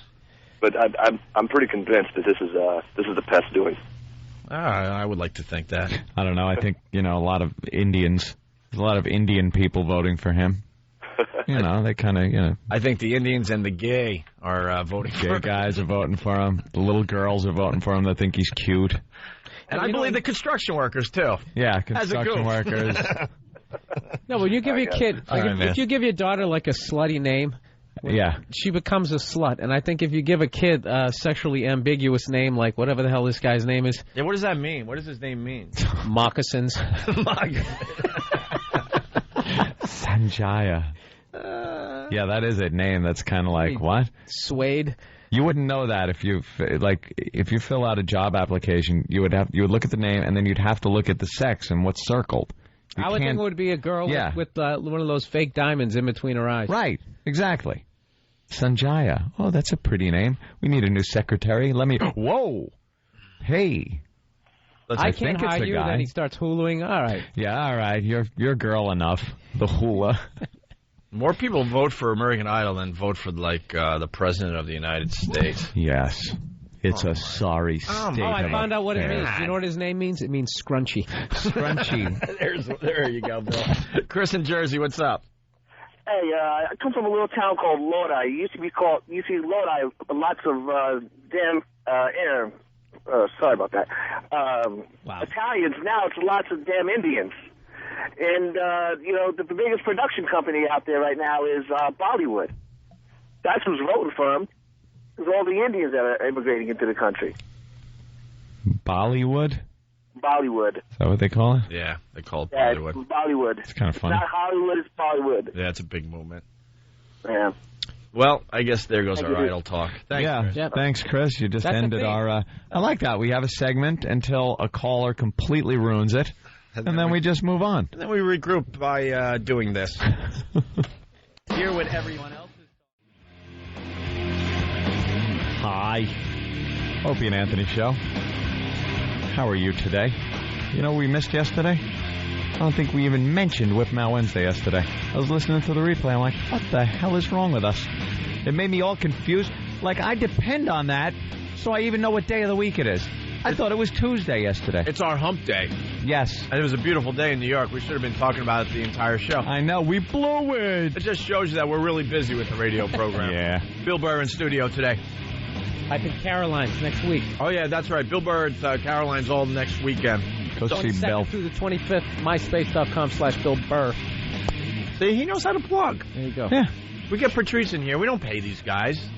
What they get from the show is hopefully a little more exposure, maybe a little more people showing up at the comedy shows.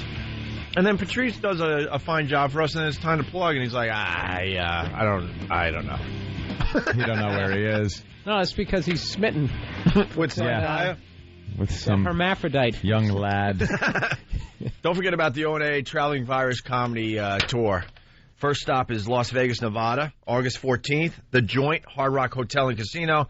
We're pretty much taking over the Hard Rock Hotel and Casino on April 14th. We got a great lineup. We got Norton, we got Joe Rogan, Louis C.K., Frank Caliendo, Bob Kelly, Rich Voss, Otto and George, Ralphie May, and maybe one more comedian. And tickets go on sale tomorrow at 6 a.m. local Vegas time. Yeah.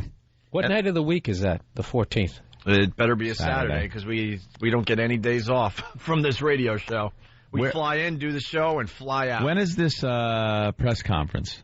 I guess Saturday, like early afternoon before the show. Early afternoon? I believe the show? so, yeah. What time's the show? Probably 8 o'clock. All right, so it's before that. Because I was plotting out my entire schedule for that weekend where I want to... Dude, we don't even have time to eat. How are you plotting out a schedule? No, it's a sleep schedule that will work it out so I can, like, be asleep on the plane, and then when I get there, I'm going to, like, dinner and then hit the casino. This is Friday night. Here's my plan. Friday night, then a casino, like, all-nighter. And then Saturday, sleep all goddamn day. That ain't happening. But when's the press conference? That's what I need to know. I think it's like going to be in the early afternoon. That wrecks everything. Well, then I'll sleep right up until then. But you'll play cards right up until then. No. I'll get back to the room and then sleep Saturday like when it's light out the whole time. You play cards till 7 or 8 in the morning when you're out there. But this is my plan. It's not. And then Saturday, then we do the show. Your planning always. Then we do the show, and then instead of going to sleep or to bed or anything, hit the casino, stay up the entire time until we leave for the airport. No. Then once I get on the plane, time machine mode, cryogenic freeze, I'm asleep. After the show, there's only a couple hours before you fly out. Yeah. So how are you going to gamble? Everything's going to be packed and ready to go. All right. I hit the casino until Kenny tells us we're leaving. All right. And then I get on the plane, sleep the entire flight Sounds back. like a great plan. We'll see if it works out. Watch. But it works too. I think Opie's saying your plan sucks, Anthony. My plan's great. He's saying I can't do it. No, he can't do it. He'll try, though. You should go the he'll other give it the route. old college try. But, What's the other route? You know, you fly out to Vegas Friday night. You get an 8-ball. Oh, right, just go with me on this one. I'm going with you, an 8-ball. Then you really stay up. Until, like, the next Thursday. Yeah. And, you know, the crowd will be loving you like, wow, you know, Opie was funny, but that Anthony, that energy. He's so energetic on stage. It's amazing. Well, listen, tickets go on sale Friday. Hold on, tomorrow at 6 a.m. Local Vegas time. They want this info out there, 9 a.m. Eastern time, because a lot of people are thinking of flying in. It's a small venue. This thing will sell out. You get your tickets through Ticketmaster. Pre-sale tickets go on sale today at 1 p.m. Vegas time. 1 p.m. Vegas time today. Tickets will start going on sale for the Vegas listeners especially. And you can go to extremeradio.com, XTREME radio.com for more info, or opieandanthony.com has all the info. But we're very excited. During the press conference out there, we'll announce all the other tour dates. I think we're doing a total of, 10 this year. 10. 10? Yeah. Wow. All right. Turning into a huge thing. That's like our whole summer. Yeah. Now you get to see what it's like to be a comedian. Exactly. Flying into all kinds of exciting cities. Yeah. Flying into all kinds of scenarios. For a day, and then leaving. Yeah. Duluth, Minnesota. Woo! This is great. How we doing? See, this is what scares me about this thing. Last year it was like 4 dates, and they were, they were fine cities. We like going to these cities. This year it's 10 cities, and we still like going to these places. If it explodes this summer, then we're talking Duluth and all that other crap. It's a 150-city tour while they do their radio show. Next year could be the ugly year, where it's like, oh, no. Oh, what did we do? Oh, no. Created a monster. Allentown, Pennsylvania. Yeah, we're rocking Allentown tonight. I got to tell you, Allentown, how you doing? Like throwing a hot dog down the hallway. Rhinelander, Wisconsin. Hey, how you doing? Just trying to think of all these cities my college agent used to send me to. Said Hayes, Nebraska. Oh, these places were like Indians were still running wild. Some of these places I was going to. Like to bring out Susan Anton. Let's go to Rick in Jersey. Rick. Yo. Hey, what's up, Rick?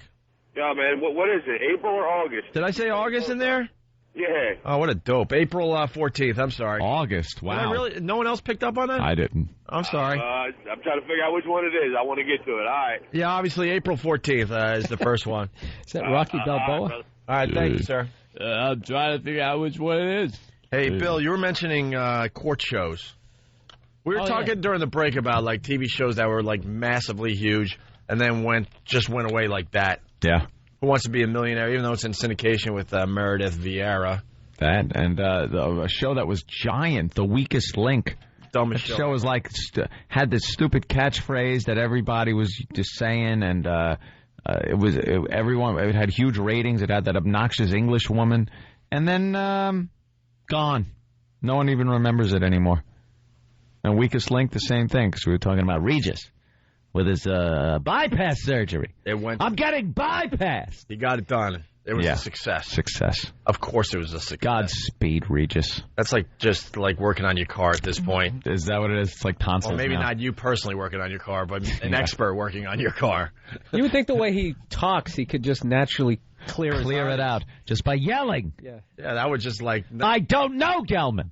And that would just... There it is. The clog's gone. Yeah, that would take care of the clogs, the plaque. Just move things through his body. I give myself vocal angioplasty. It's amazing. Feeling a tightness in my chest. My chest hurts. Now it's gone. Joy. They were interviewing him on all those gossip shows, by the way, before he went in, and he had a deep concern on his face, and I think that's because he has no clue how they do it these days. I don't even know. I bet you he's still thinking like Western time, where he would have to bite on a bullet. And he is the most retarded man when it comes to any type of modern technology in any field. You talk to him about things, and like some of these guests, I've seen the show, and people come up and go, "Yeah, I do. I'm acting in a movie and stuff, but I did a voice for a video game. Video game? What is this? What is this video game? I keep hearing about it. What is it? A game or a video?"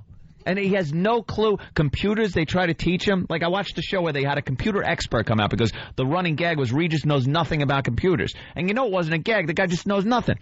And he's like, and they're telling me, point and click. What is it?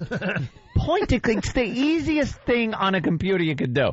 And he goes, and I got it at home, and Joy knows how to use it. And I couldn't even turn it on. I had to call Gelman. What button do I push? Cleared more plaque. So, Regis, you're going in for the bypass. What do you think they're going to do to you? Well, I hear there's leeches involved and a Civil War hacksaw.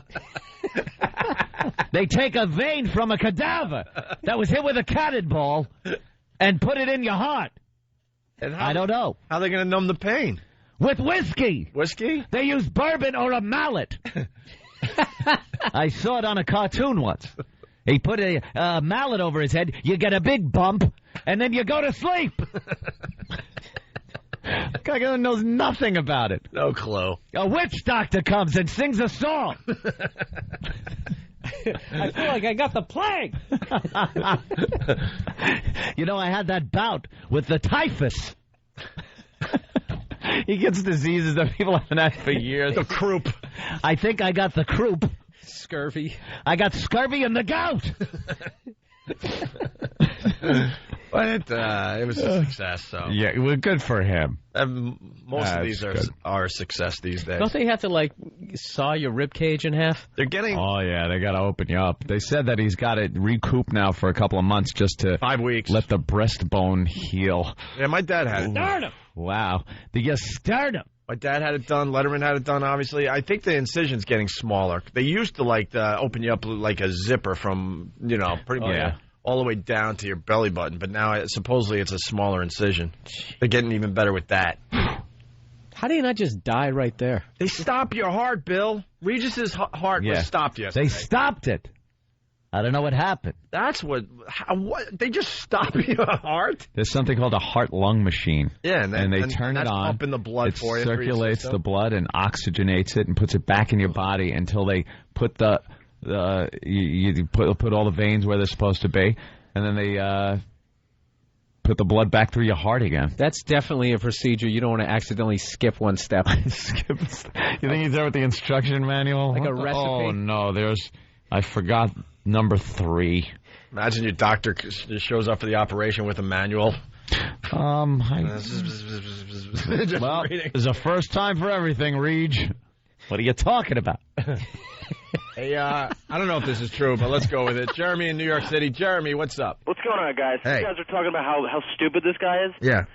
I was working at Banksville Hardware up in between Greenwich and Bedford and Westchester, and this guy came in during the blackout with his wife who, anyway. Joy! He goes and grabs an FM radio, and he didn't know how to put the batteries in the back of the radio. How do you do this? Are there batteries? Where do I put them? What, there are different sizes. C's, D's, I don't even know. Now, how do I turn it on? Exactly. He was asking those questions. And, yeah. Did he ever have a real job? Is he just hosting shows? No, he just hosts shows, so I guess he doesn't really... He started with Joey Bishop. It's that and him sitting there going, I was at a dinner party last night. It was me, Cindy Adams, Joey Bishop... Donald Trump. Talking about people that are... Bing Crosby was there. Yeah. He's been dead for years. I don't know. I saw him there. I thought it was him. Soupy Sales. Soupy Sales. Still a wonderful gentleman. They brought up sushi. What is it? What is sushi? I want my fish cooked. What am I, a savage?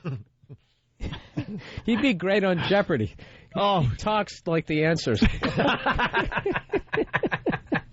What is sushi? He answers everything in the form of a question. What is this computer?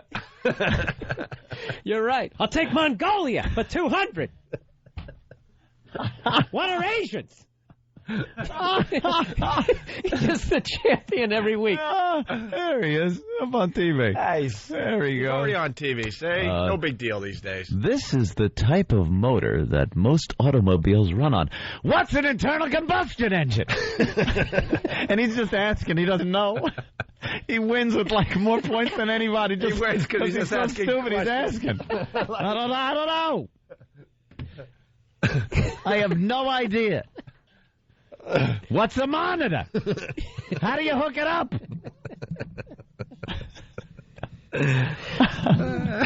What's a flat screen television?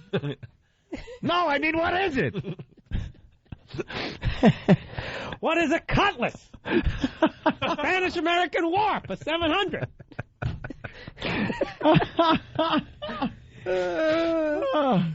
That's a great point, though, man. He shouldn't be clogged if you talk that way. Yeah. Just he thought he flushes you out. And he thought he could get by with just an angioplasty. Yeah.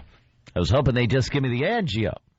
They did that, he had that like 10 years ago or something. He had the angioplasty. I guess, yeah. But now they're telling me I need bypass. Right.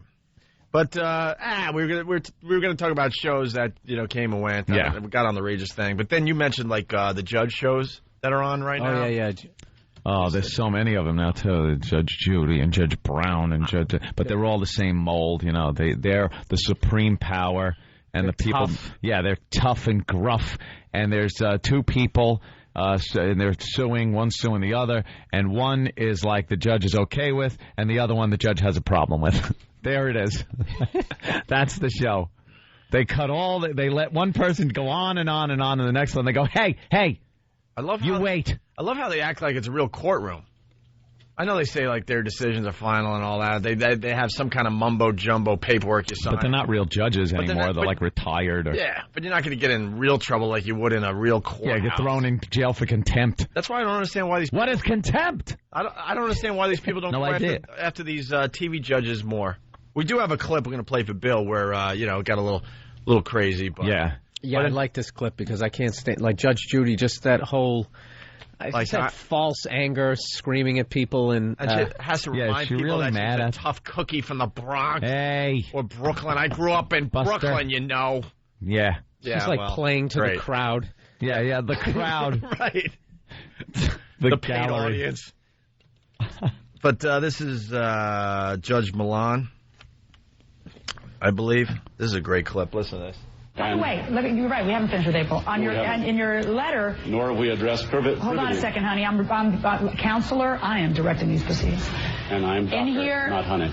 I'm sorry? And I'm Dr. McCaffrey and not honey. Appreciate it. You were Dr. McCaffrey? I am. See, the beauty is you're not allowed to show up these TV judges. Nope. That makes them look That's their power base. Yeah. But she called him honey? Yeah, that's complete disrespect on any level, whether he's a doctor or not. She was doing it like sassy. Yeah, you wouldn't call her honey. Hey, do you have evidence on this bill? Yeah, honey, I got this bill here that they... What? Yeah, Toots, hold on. It's here somewhere. Oh, it gets much better. Appreciate it.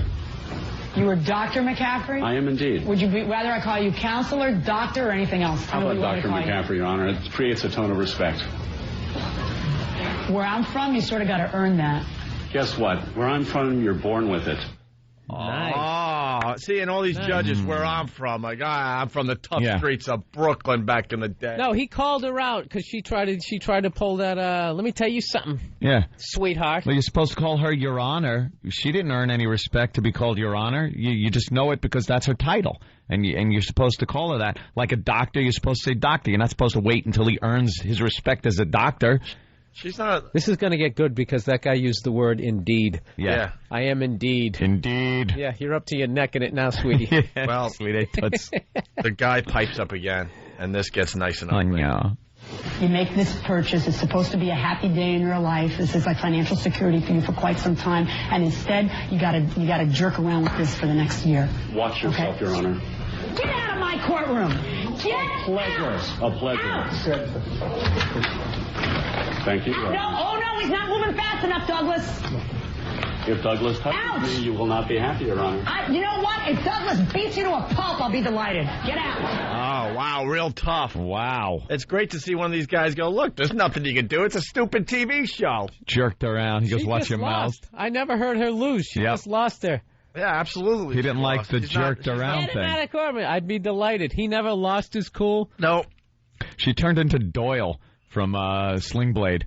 Get out of my house. Get the out of my house. Go home and practice, Yeah, practice. Get out. Take your retard with you.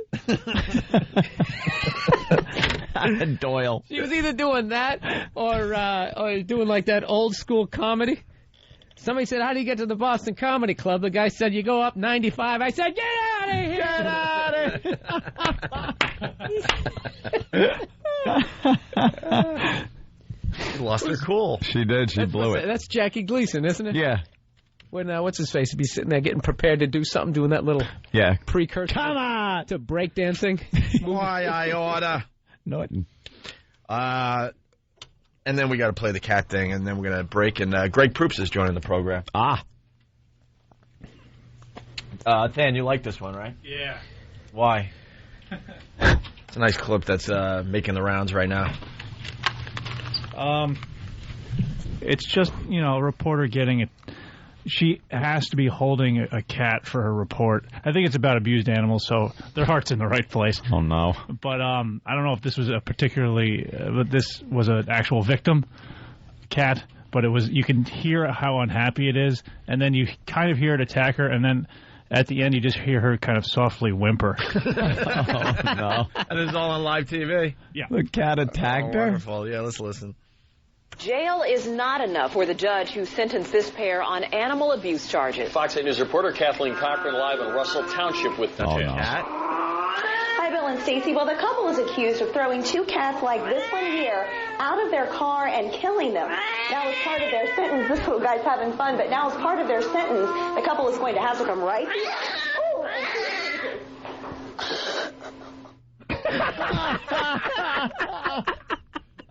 What a dope the reporter is.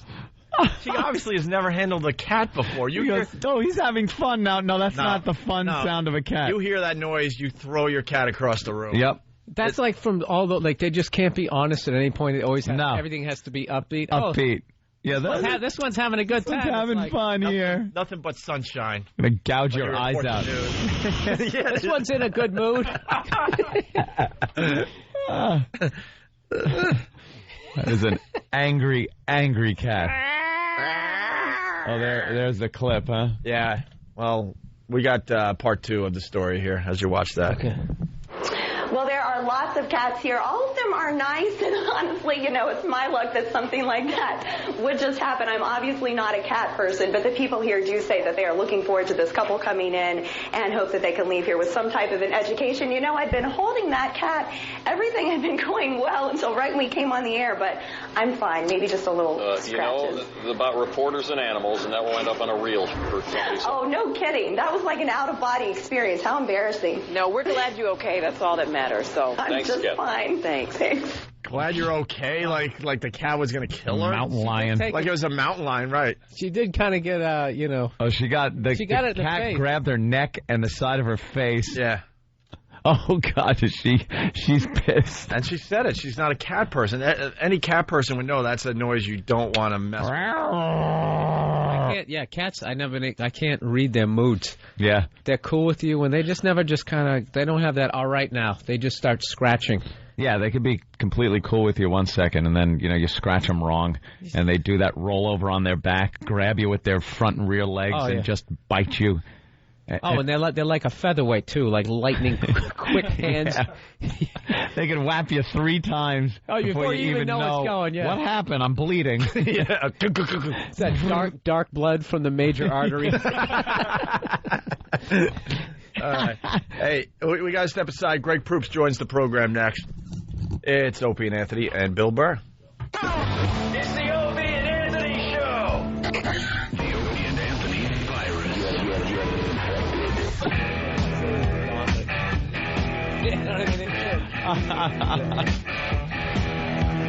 The funny continues through the commercials. It's the Opie and Anthony Show. The ONA virus spreading across America. Greg Proops in studio, playing Carolines all weekend, starting tonight through Sunday. Wow. Good morning. How many sets you doing? You got 750, and wow. Of course, the St. Patrick's Day fracas. Hi. Yeah. Oh, you're playing to that crowd. Good luck. Nah, it should be all right. Well, you're in the middle of Times Square. It's a little more tame. My understanding is it's the crossroads of the world. We were joking about that earlier. We were talking about that and how. Do they? I don't think. Noose and turbans and whatnot. It's fantastic. Yeah. I don't think Carolines has that announcement anymore before the shows. Do they not? I used to love that. I know. They used to have this announcement, if we're in Carolines here in New York City, where it was like, you're in Carolines on Broadway at the crossroads of the world. Yeah. It sounded like you were in the most important place, and then some guy comes up and is like, yeah, how you doing? I'm throwing a hot dog down a hallway. Crossroads of the world. Excuse me, how do I get to Europe from here? There's no signage. Bill pointed out they have an M&M's factory, basically. Yeah, right down the street. It's all at the crossroads of the world.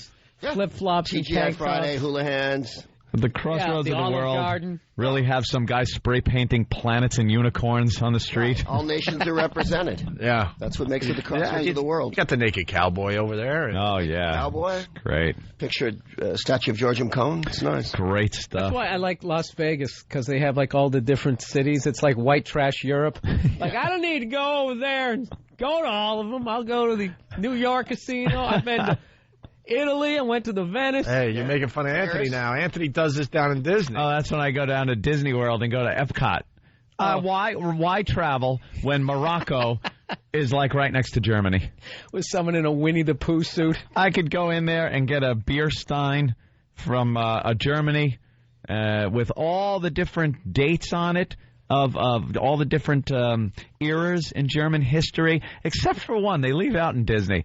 It seems the 30s and the beginning part of the 40s are just no reference made whatsoever to Germany at the Germany Epcot. Not so many hot memories in the beer garden during that period. No. They were sold out of the Hitler flask. Yeah, what happened? I want some Third Reich stuff over there. No Jews in this bathroom, okay? If you don't mind. It all goes with the theme. There's nothing, don't take it personally, but if you're Jewish, please move down to, like, the American section. We don't want you here in the German section. Nothing to see here.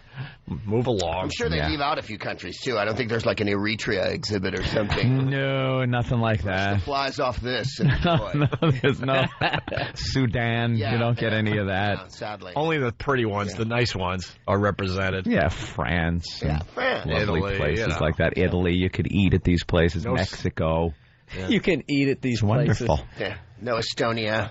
I said people are so conditioned too at Disney to listen to anybody. Like you don't want to break the rules because it's the happiest place on earth. So me and my girlfriend were eating in the Mexican pavilion in Disney, and it's inside, yet it looks like you're outside in Mexico. It's like almost like a planetarium atmosphere where it looks, you see a sky, a pyramid type thing in the background, and like a Mayan thing. And we're sitting there right where there's a ride in the restaurant, a little boat ride that goes through the history of Mexico, and it comes out right next to our table, pretty much in the water. And I would just go, because people would kick back in the dark and put their feet up on the boat. And like everyone would do this to get comfortable. And I would just yell out as they came out, "Feet off the front of the boat, please." And get shocked and put their feet down and sit up straight. And then I just started giving real bad requests. Like, no touching other people in the boat, please, when someone had their arm around their girlfriend. And someone would look and actually take their arm away. No matter what I said, people were doing. I felt like just go, jump in the water, drown yourself, kill yourself, please. You should have got that on video. They get so scared of breaking Disney rules because, you know, they take you back like old school casinos and break your hands. Mexico. What is it? Everything was great, and then white people showed up? It was, something like that, how we ruined everything. In that boat that goes by, were people trying to swim across the river? Yeah, they were trying to swim to freedom. They were swimming to the American Pavilion, which was right across. Take them across. It was horrible. In the restaurant, they found a truck full of dead Mexicans that died from the heat in the Disney's kitchen. Building a wall on one side near the kitchen to keep people out. Yeah. The Minutemen. Disney Minutemen. I know Disney's history. Fantastic. Hey, you're up on your politics, obviously. We know that. So what do you think? Black president, female president? Is it going to happen this time? I think a black female president is what. Black female president? Just go all out? They're going to take one of the American Idol girls. Yeah. Let's end all the bitching with this election. Yeah. Yeah, let's get rid of the American Idol girls. Just find a black female. American Idol, more people are voting for them than vote for the president. So Melinda Doolittle for president. Get her. There you go. Well, I think people are ready for a little change, as it were. Although there's no discounting Dick Cheney's wow factor. I mean, he really brings the personality and lights up the night, doesn't he? Boy, does he. Golly, people are into him. And Bush is popular now, just slightly less popular than like testicular cancer. There's actually more people who are for testicular cancer because you can lose weight before the summer comes and get in your bathing suit. He's like not even... A few months ago, even, he was on TV, and people still kind of watched what he was saying. People don't listen to him anymore. Now, no one even listens to anything. He was giving a speech the other day, and I was trying so hard to listen, and it was just... I'm completely at the just shut up point. Just stay in the White House until... Just get this over with and get my show back on, please. Yeah. Nothing to see here. Well, they have loads of polls. I think there's polls. Many polls say that people just wish it would be over. Basically, yeah, just they've reached get the it point done. of irrelevance. We're done. Well, dude, he went down to South America in the middle of the worst 2 weeks of his. Pick your 2 weeks, but this was a ratty 2 weeks. Yeah. He went to South America, where, if anywhere, the only place on earth they hate him more than at home. I mean, if you could have chosen a place where you're going to go where they're going to spit at you and put signs up. My favorite one was Puerco Tirano, pig tyrant. Pig tyrant. Puerco of the Tirano. Charming language. It loses something in the translation. I'm sure it's more alliterative. I need a T-shirt with that on it. Anytime he's giving a speech in like another country, you can hear the protesters being like hosed off. Oh, like, yeah, down the street, there's like dogs and stuff. I think America's doing great in this part of the world.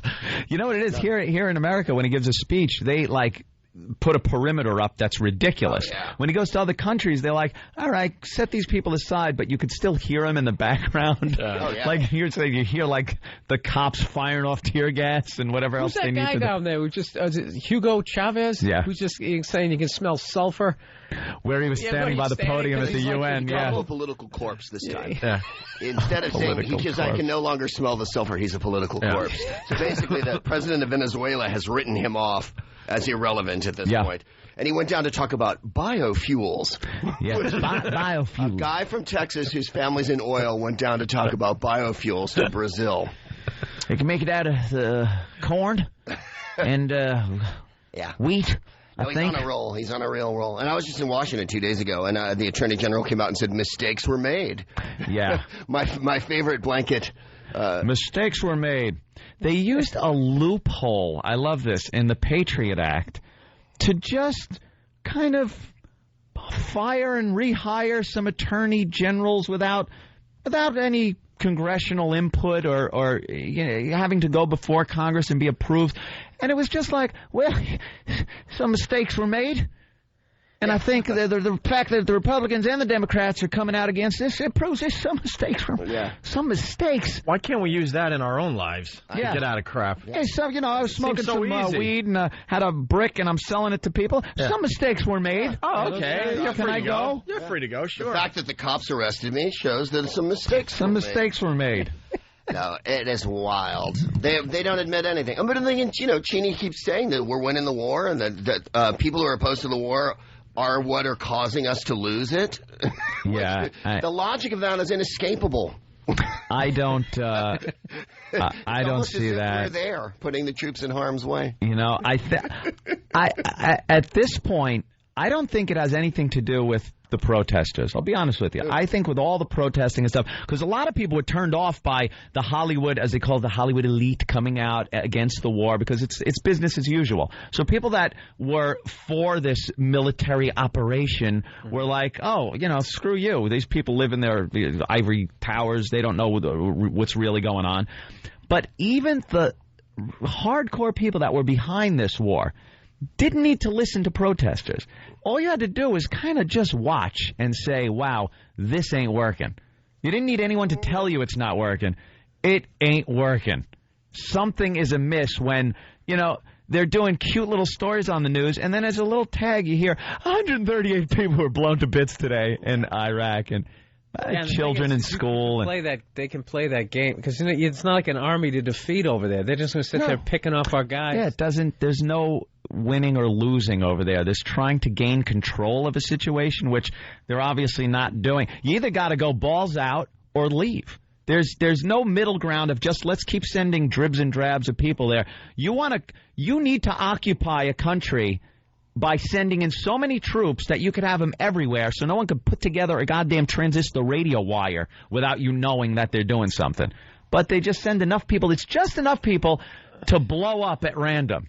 That seems to be what we're doing. The only way to successfully occupy a country is you have to commit genocide. That's the only way to do it. Yeah, pretty much. Which you don't want to do. So this, you got to do what we did to the Indians, which was brutal. Or Japan. But, we wouldn't have St. Louis if we didn't. No.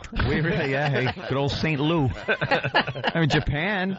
You're going back a few years, but Japan was pretty devastated after the war, and we sent in an occupying force until things got better. There weren't happy people there. I'm sure all the Japanese weren't walking around going, yay, the Americans are here. We helped them out, though. But again, that was a war of armies. That's just it. They keep saying that this isn't a civil war, which is like holy fallacious, They're killing thousands wait for the moment to fight each other. Based on just their beliefs. Yeah. And you don't install democracy. I got news for everybody. Either people want it or they don't want it. You don't come in and go, you're a democracy now. Right. Everybody vote. Everybody's equal. The women and the Jews. But we don't want to be a democracy. It's like, wait a minute, we need to kill kill everybody we don't like first, right. and then we'll be a democracy. I've been living next door to you for 25 years now, and I finally have the opportunity to kill you. Isn't that amazing, though, how that happens? Like, that happened when the whole Russian thing died, like in Czechoslovakia. I had no idea. Bosnian Serbs had no idea. Hated each other. They had a unified enemy. Let's get these guys out of here. And literally the second they left, maybe they had some beers for like a week. Yeah. It's all right, guys, it's on again. We're picking up where we left off 80 years ago. That time is over. That's the hard fact that no one wants to admit is strongman dictators keep little principalities from fighting each other. When Marshal Tito was in the Balkans, there was no war. As soon as he left, Bosnia and the Serbs went at each other. The Croats and the Serbs. As soon as Saddam Hussein was removed, the Shiites and the Sunnis go at each other like nobody's business. Yeah. Dictators make people afraid of one person. Right, yep. There's no getting up in the middle of the night and going over to your neighbor's house and blowing it up when there's a dictator. Yeah. Once the dictator's gone, and both of those sides have to fight to see, if one side wants democracy, in order to get it, you have to fight the side that doesn't. It's like the American Revolution is based on that. The English were over here. Americans who had been here wanted their independence. It wasn't like, hey, okay. There had to be fighting and horrible war and death and destruction. But the Americans wanted their freedom. It wasn't like, hey, you want this freedom stuff? You want some freedom? Take it whether you like it or not. Plus, the revolution was never overwhelmingly popular even in this country. It was probably about 50-60% of people that wanted it. Yeah. There was many Tories and people on the English side in America during the revolution. Yeah. That's why it took 8 years. And I'm sure they were all doing the Cheney thing in England for the whole 8 years. Don't worry, it's not a civil war. They're going to win. Listen, they're in the last throes of the insurgency. Last throes. Let me send a few more boats of troops over. We'll have a surge and we'll fix this right up. Mission accomplished. People are saying we're getting too political. Oh, my God. Sorry. This is something that people are very interested in. I know. Didn't we just talk about, like, afterbirth coming out? Yeah, we talked about afterbirth. We go all over the place. American Idol, we talked about placenta and Sanjit. We haven't talked politics in so long, and we bring it up because, there's people dying over there. Jesus. Hey, let's say hi to Tim. Tim, what's going on? Hi, Good morning, Tim. everybody. How you guys doing? We're doing good. We got Greg Proops in the studio. Very funny comedian playing Carolines all weekend. Greg Proops is hilarious. I've seen him before. He's killer. That's why I say that first. Thank you, Tim. Hey, really fast before Tim asks his question. Do you just go free form on the stage? Because I've seen you a couple times. I have material. No, I know you have material, but it almost seems like you're one of these comedians that you feel very just comfortable on stage and you kind of go and really take some chances.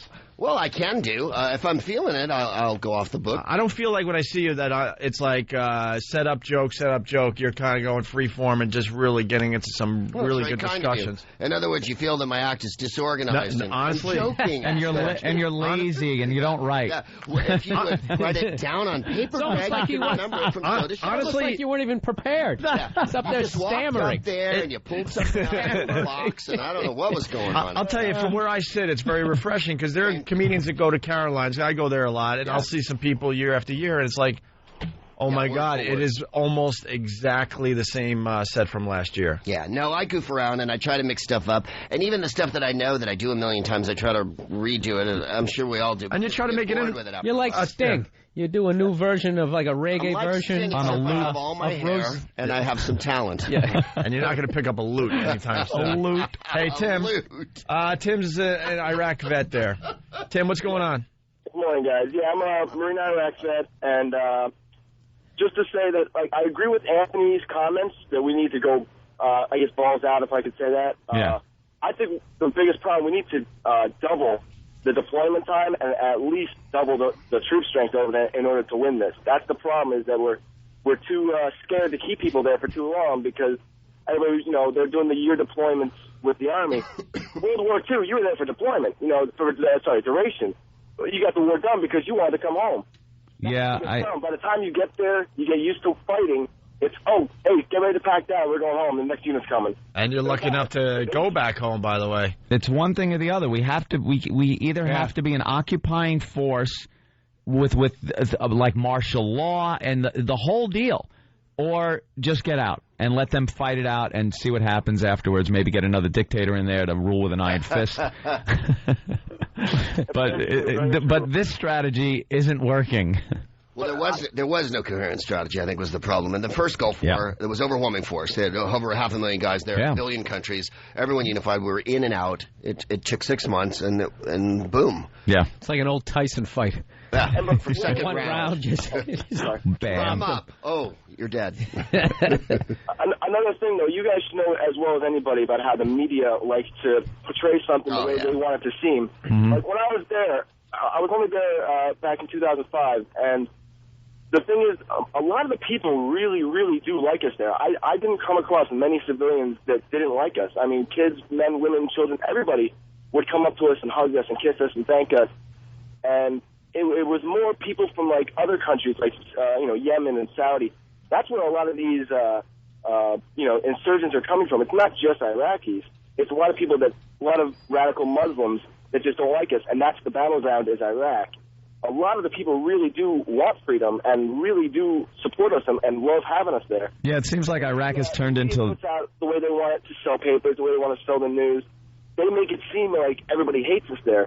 Yeah. I mean, I'm still 100% behind the war, and, I mean, it's just the media is the biggest problem with this entire war, and the politicians trying to control the war. Iraq's like Woodstock. This is the war we want from. We want this result. Do what you need to do to get it done instead of them nitpicking. That was the problem with Vietnam, and unfortunately we're repeating that because there's too many media and politicians playing a part in trying to control a war that generals who spent 30 years of their lives in the military should control a war. Yeah, every general that retires or, forced retirement or is removed or something that happens or he just leaves always comes out and says, boy, they aren't listening to the generals. Mm-hmm. And they're the people that, maybe you should be listening to. It's so political, and once a war gets political like that, it's over. Oh, all right. Was it always like that? Thanks, Tim. Have a good morning, guys. Not during the big one. All right. I'm saying, yeah. The generals used to go in and go, Mr. President, go F yourself. This is what needs to be done. More importantly, kick your wheelchair over. Christine from Jersey wants to know, about your hair there, Greg Proops. She loves your hair. Who does your hair? I do my hair, but I have a small midget that I carry around in my suitcase with me, Otto of Secaucus. Just in case. Just a small Polish boy, and he climbs on top of my head, and we love the midget. Shellac. We love the midget. Big fans of the midget on the show. Different variety of products, a little spiker, little spray. It's not as high as it was, but I'm going for some vertical clearance this week. Some height, yeah. A little Jimmy Neutron action. A little bit. I think it's Johnny Depp and Crybaby. Yeah. What was the Brad Pitt movie? There was a 90s one where he had a big... Johnny Sweet. Thank you. Wow, we got a Brad Pitt fan. Leningrad Cowboys. The hell was that? Wow, he couldn't wait to tell us the answer to that. He wore a giant booth in it, and he looked awesome, it has to be said. Yeah. He had a tremendous wall of hair. I'm a big fan. My wife wants it down more, but I still like it big. What can I tell you? For me, it's all about the early 60s. What else is on your mind these days? We did the politics. Yeah, and we did the war. Got into that morass of non-humor that I'm so famous for on your show. Don't worry, we'll tell everyone how funny you are. This is intelligent conversation. But anything else that you're thinking about these days? Anything on TV that kind of strikes you? That's it. Really, no. Not thinking about anything else. Got nothing. I got nothing else. Sorry, I made myself hysterical. Got no opinions, no act. Tell you the truth, everything's cool. I mean, I don't know what everybody's so upset about TV and everything. People are just upset in general these days. You see a lot of sad people walking around the streets. I'm happy to be alive. Sorry. That's like the worst attitude a comedian could possibly have in the history of comedy. Hey, everything's cool. What's going on with you guys? Hey, you ever notice when things are great, candy tastes so good? Yeah, no problem. Enjoying your food down there? All right, me too. Anyways. I don't find anything ridiculous. No, nothing's funny. Nothing is absurd. I love Tyra Banks because, and this is what we were talking about. Can't get enough of Tyra. I can't get enough. Black History Month was about her wearing a bikini. We did a whole thing. I mean, that's fantastic. She is... I don't think there's ever been a more self-absorbed person in the history of talk. It's like she's breaking new ground. It's absolutely the most innovative talk show in the history of talk. Every situation. Oprah, or even Kathy Lee in the old days. Someone would say, like, oh, my father got shot, and they go, that's terrible. If you say my father got shot to Tyra, she goes, one time I was at the movies and I saw a guy get shot and I know what it's like. Like, what? It doesn't matter. I have cancer. One time I felt really bad and I sat on a Snickers bar and it felt like cancer. And you're like, what? They sold an autograph. Black History Month is you wearing a bikini? And she was crying and she thought this opened up doors for other, whores out there? I mean, she's practically Harriet Tubman. Yeah. She really is. Just like her. She's Sojourner Truth, man. At one point, they Dr. sold King. an autographed poster of me at a charity for cancer. Yeah. She always makes it about herself, no matter what is being discussed on the show. She wore a fat suit for a couple hours. Yeah. That gave her insight into what it's like to be obese. I mean, first of all, our favorite was when she went homeless. Oh, yeah. For what, like 60 minutes? Yeah, with like a camera crew and food behind her. With a van. And, like, she could go homeless, you know what I'm saying? There's a lot of booty going on these days. It wouldn't kill her to not eat for, like, an hour. And she did the fat suit, though. Yeah, that was fantastic to go homeless and then say you know what it's like. It's the most Like, we always used to make fun of Geraldo Rivera once upon a day, you remember? Because he would inject himself into the story. Yeah. She's taken it one step further, where there is no story about her, and the story doesn't make any sense whatsoever. It's like she would go up on stage at Caroline's, not tell a joke, and then come back and cry and go, now I know what it's like with him. It's so hard. Like, you didn't do anything. You didn't do... We got the Black History Month bathing suit clip. It's really quick. Yeah. Everyone, as we all know, February is Black History Month. And today, I'm honoring Black history by celebrating an event that not only changed my life and the direction of my career, Don't drink coffee. but more You're gonna importantly, spit it out it in a impacted second. the face of beauty for women of color everywhere. This month marks the 10-year anniversary of my appearance on the cover I think of we all Sports remember where we Illustrated were. Magazine's swimsuit Yeah. edition. That isn't a joke, Phil. Bill looked like, wait a minute. This is like That's an not right. That's not It real. sounds like an SNL I have skit. a dream. Yeah, that goes But right one down. day, Malcolm X, I'm not a diner till you make me a diner. I understand. Tyra Banks. I understand I've been on because, Sports Illustrated. because they only did have white girls on there, but there was enough other black women who've done things. She could have picked them, but of Oh, course my she has to God. pick Well, they're it had to be her. They're Yeah. running out of things, black people haven't done yet. That's all. I mean, come on. How many times can you talk about George Washington Carver and that goddamn penis? Right. But and then So it's time for Tyra. this is really quick too, and it wraps it up. And it meant so much to me because the moment the decision to put me on that cover was made, it was a decision to recognize and celebrate black beauty. And ultimately, what that SI cover did was it enabled young women of color to realize that they can Be dream sluts. big. Are It was you because of kidding me? The operative word was me. She said it meant so much to me. To me. Because when it happened, as you may recall, since it wasn't ancient history shrouded in the mists of time, we're talking about 10 years ago, not like when volcanoes were all over the earth and the sky was black and there were pterodactyls flying and plucking your baby from its nest. This isn't, medieval. This isn't in a tapestry. This was on video. And it wasn't exactly a life-changing moment. It was another moment where you went, oh, great. Yeah. Tyra Banks got on a thing. That's cool. Did you- There were black models before her. Yeah. I don't want to break her pretty Did balloon you open. think for a second, like, oh, my God? And were there protests like, why is there a black woman on the cover of our magazine? Like boycotting the magazine, and she had to, punch through that race barrier. She's practically Jackie Robinson. There's no question. Yeah. Believe me, the hardest core racist would still wind up cranking Would look it at to me. her. I know. It's on like that, I don't care what race the girl is. If she's hot and she's hot. scantily It clad, doesn't matter. It overlooks that salient fact about men. It really doesn't. Yeah. They can even have one eye. If they're hot, You're right. it's on. It's on. Exactly. It could be a Cyclops God. issue. God, we're on the same page because we had a lot of fun with that. Oh, she's the worst. I really, she's irreplaceable. We have a stack of CDs. It's all Tyra audio. It's like if we're having kind of a lame show, we'll break out Tyra audio and have fun for an hour. All about her. It's You unbelievable. thought Oprah was self-aggrandizing. But Oh. Oprah actually, occasionally does something. Yeah. Tyra just says she's doing I really want to change my act to be like hers. Greg Proops, always a pleasure. He's at Caroline's all weekend long starting tonight. One show tonight at 8, and he's playing through Sunday. He's got a show on Sunday at 8 as well, and everywhere in between. For reservations for Caroline's here in New York City, 212-757-4100. Thank you so much, Greg Proops. Absolutely. Thanks, man. Bill Burr's going to be at Caroline's next weekend. Next weekend. So there you go. If you're not joining us over at... I'll warm the stage up for you. We're going to XM. Save some for me. Yeah. Have a good day. See you later.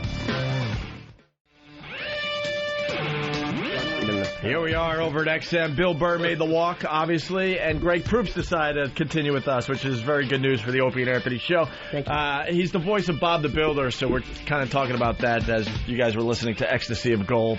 And Bill Burr, has no idea about Bob the Builder, but anybody with a kid or that has been around kids for any length of time knows Bob the Builder. This'll hip you to it. Can we build it? Yes, we can.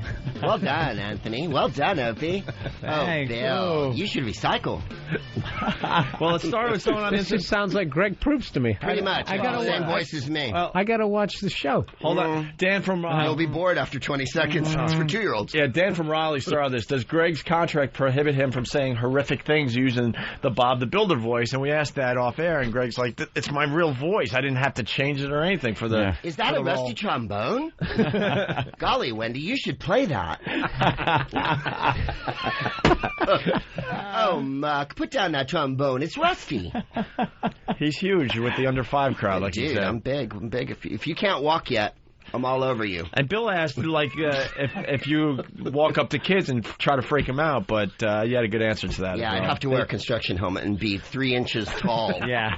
For them to understand. Kids wouldn't get it. No, they would go, why is he doing that? He's desecrating the thing I love. See, that sucks. Because they knew the word desecrate. Yeah, because if scaring children is one of the highlights of being an adult. Oh, it's a blast. It really is. Someone's going to get electrocuted eventually. That I didn't like the sound of it. I was just going to say, there was a kind of a people Tesla touch it all the noise. time.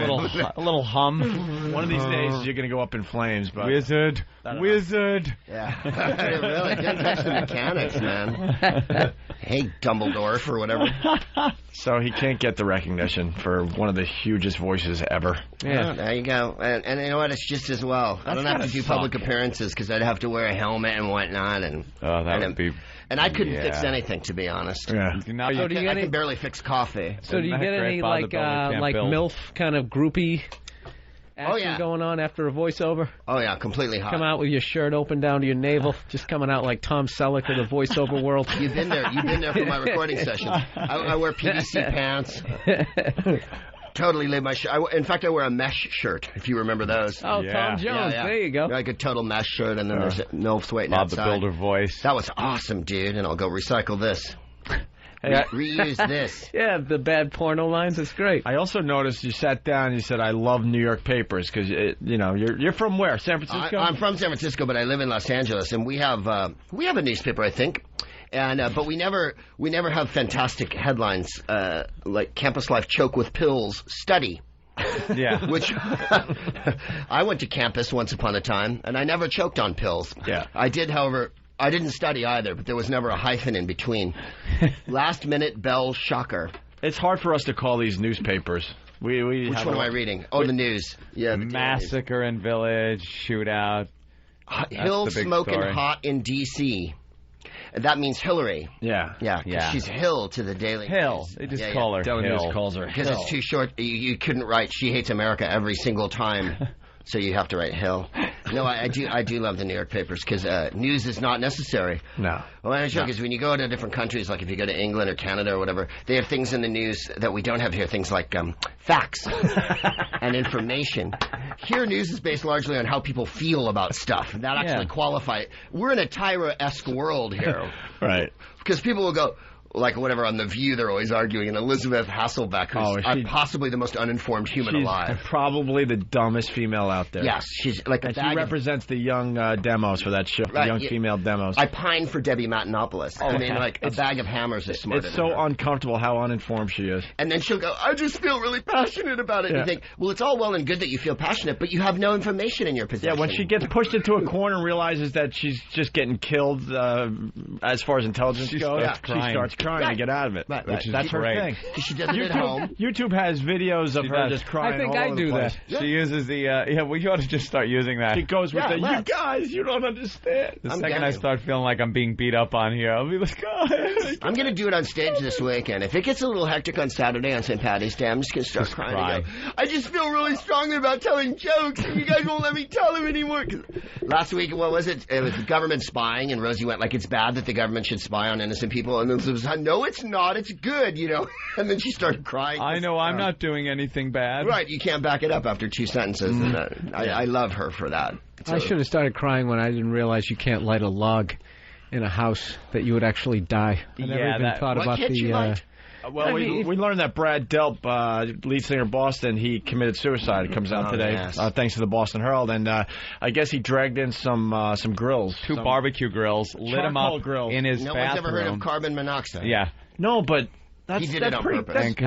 That's pretty creative, is what we're getting at. Like, he decided, you have to really think that out and you know, drag him into your... Right, and I'll just lay line down him on the up bed and maybe make some burgers for the police, you know, so they have something to eat when they find me. I don't know. But in my world, if he put logs in there, it would have been okay, because I've seen them in the fireplace, and I never really thought about the chimney. But Bill, you see, the fireplace has a flue that takes the air out. I never dawned on me. I've never taken a science class Clearly. in my life. It was the Bill Nye way of committing suicide. I'm going to create a monoxide situation where the molecules of that outnumber the oxygen, and therefore my life will end. And it's a double whammy because not only is the log throwing off poison, but it's eating up all the oxygen in the room, too. So you'd have to have a big log and dead. close the flue on your fireplace. Yeah, there you go. And you have to have a very tiny house because oxygen's going to get in there. This stuff is stupid. Dying. I just feel really strongly about it, Bill. Why can't you understand? If I want to burn a barbecue in my bathroom, I should be able to. No, that's the guy version.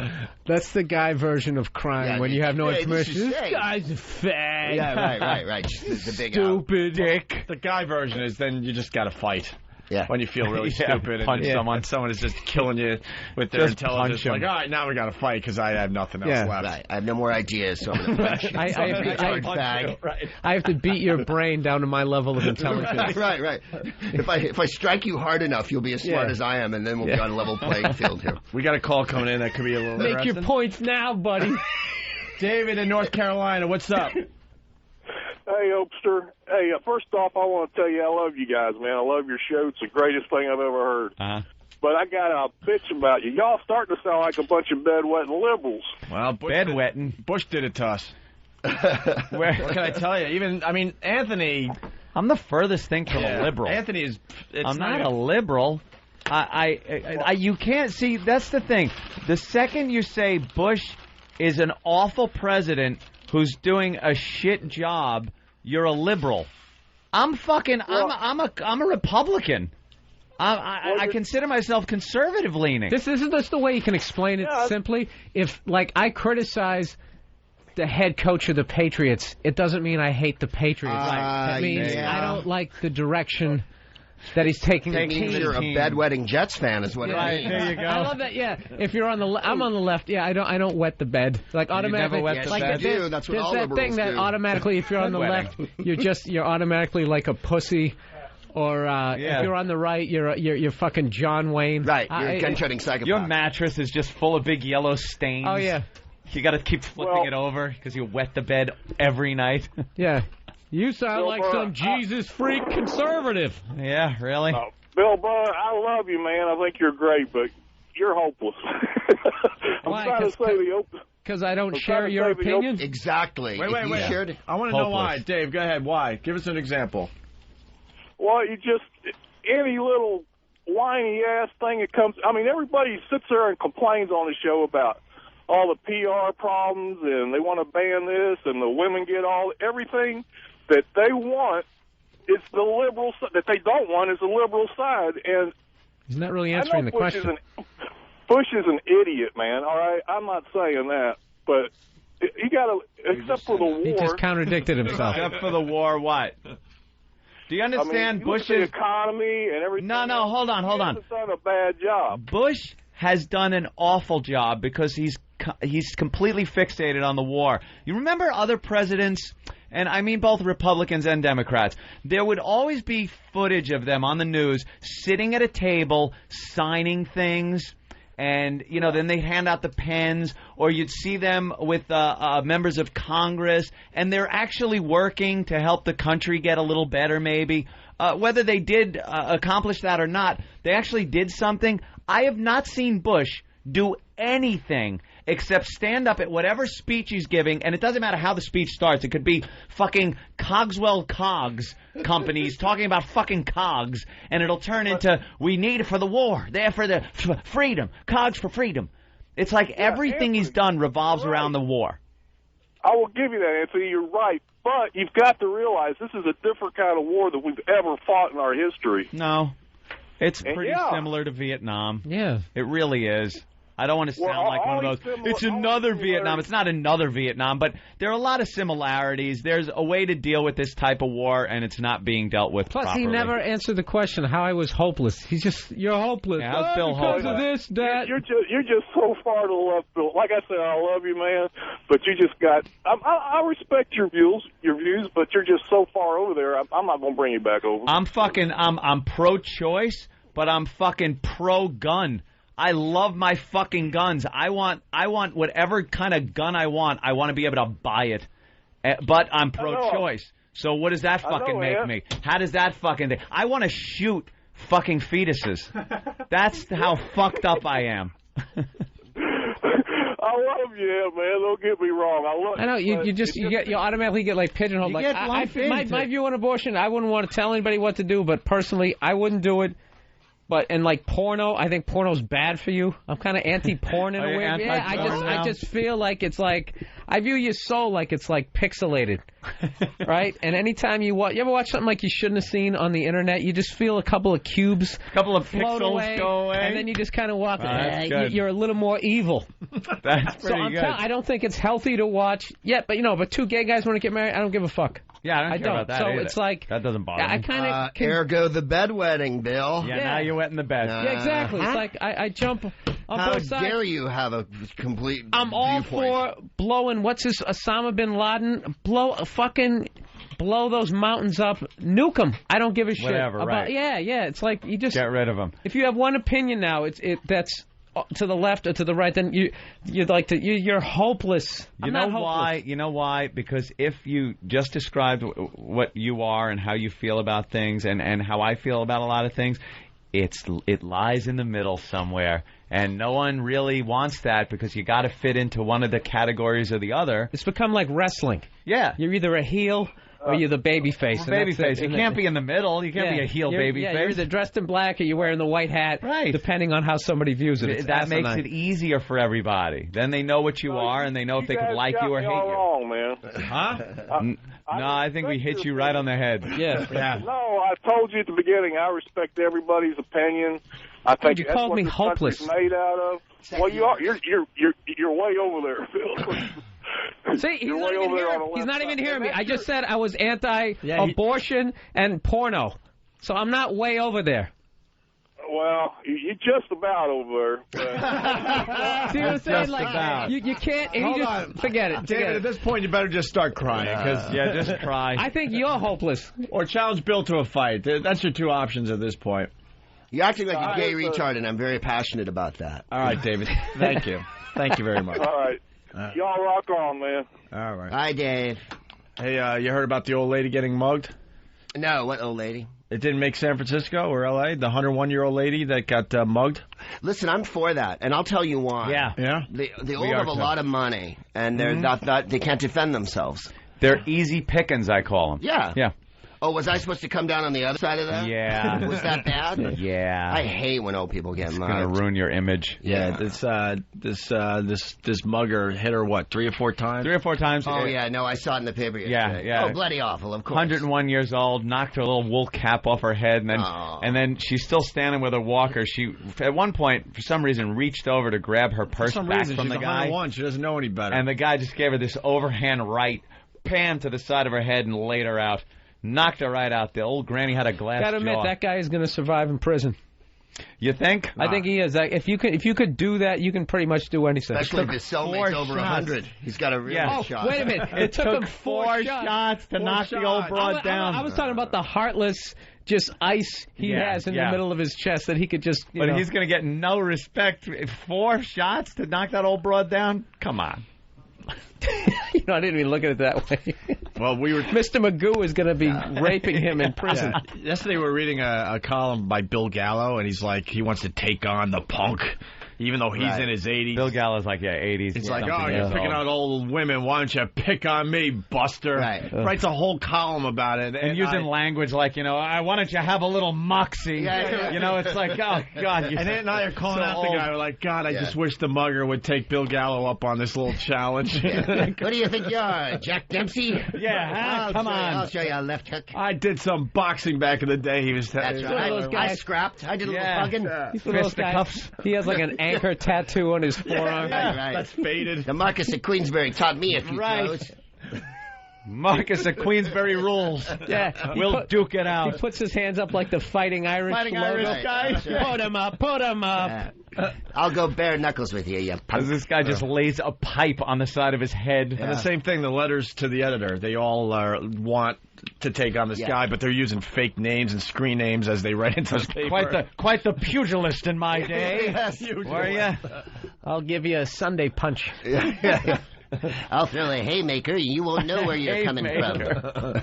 Yeah, the old dude was like really trying to get back at this guy. That's cute. Isn't it? Well, Trying but to defend the people old always fraud. prey on people, and it's bloody awful. What are you going to do? Human nature, man. Yeah, the they young get really, onto the old, as they say. they really put out the word on That's this what they guy, get though. for using their Did they pick coupons him at up? Rite Aid. No, the city's, I haven't found city's it. outraged, and the NYPD is under a bit of pressure because he's still out there. Of course.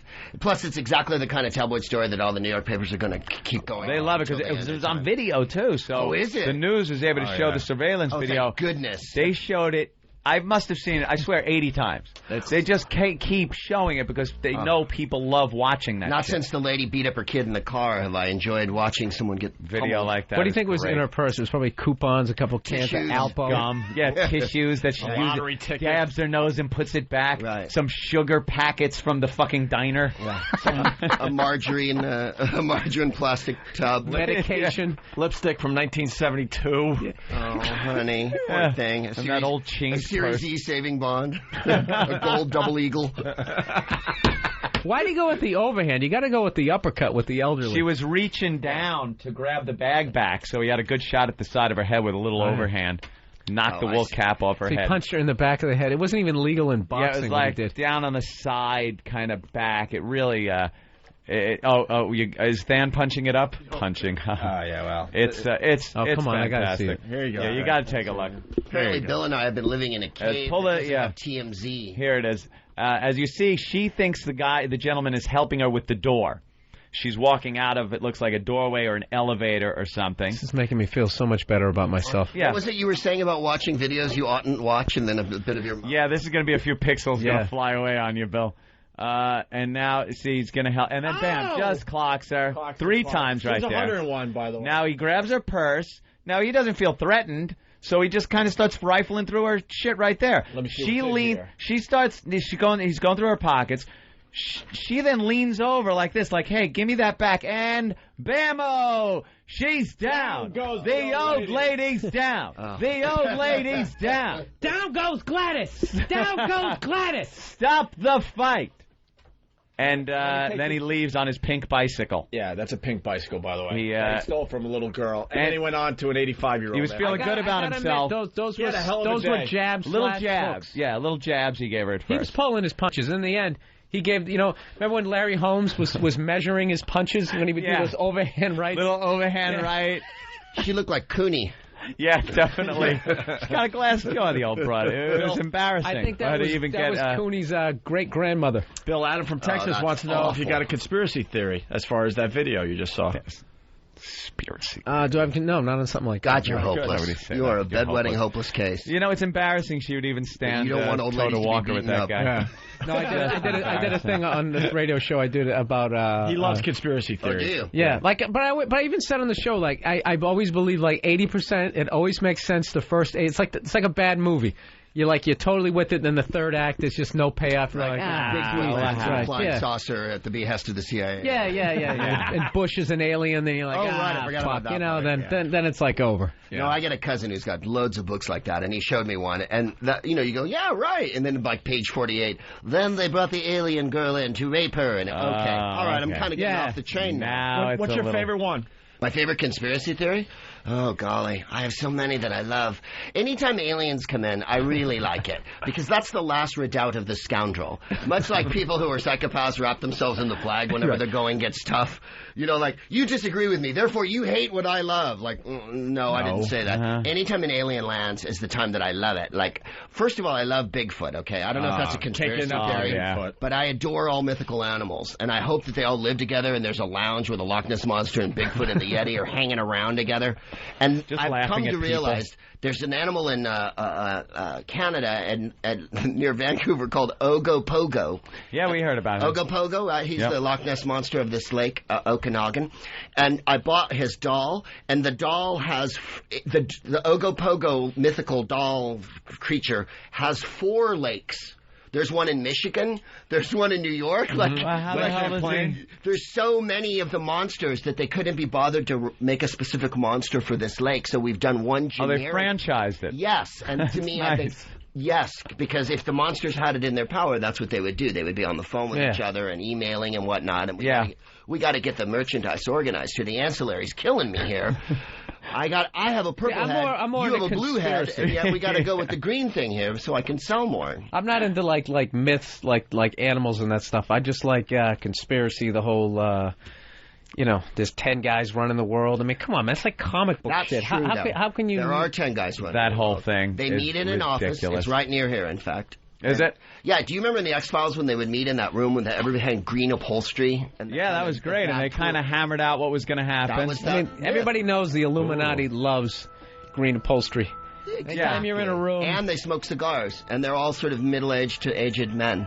Now, who picked out the furniture? Is he part of the secret society or is it just somebody that they killed afterwards? You know what I honestly believe? I don't believe that 10 people run the world. I think there's probably 10 groups of people like constantly fucking with each other. In each of those groups. Yeah, constantly fucking with each other. Yeah. I say we go with red upholstery. Trying to basically run everything. Which you can never quite do.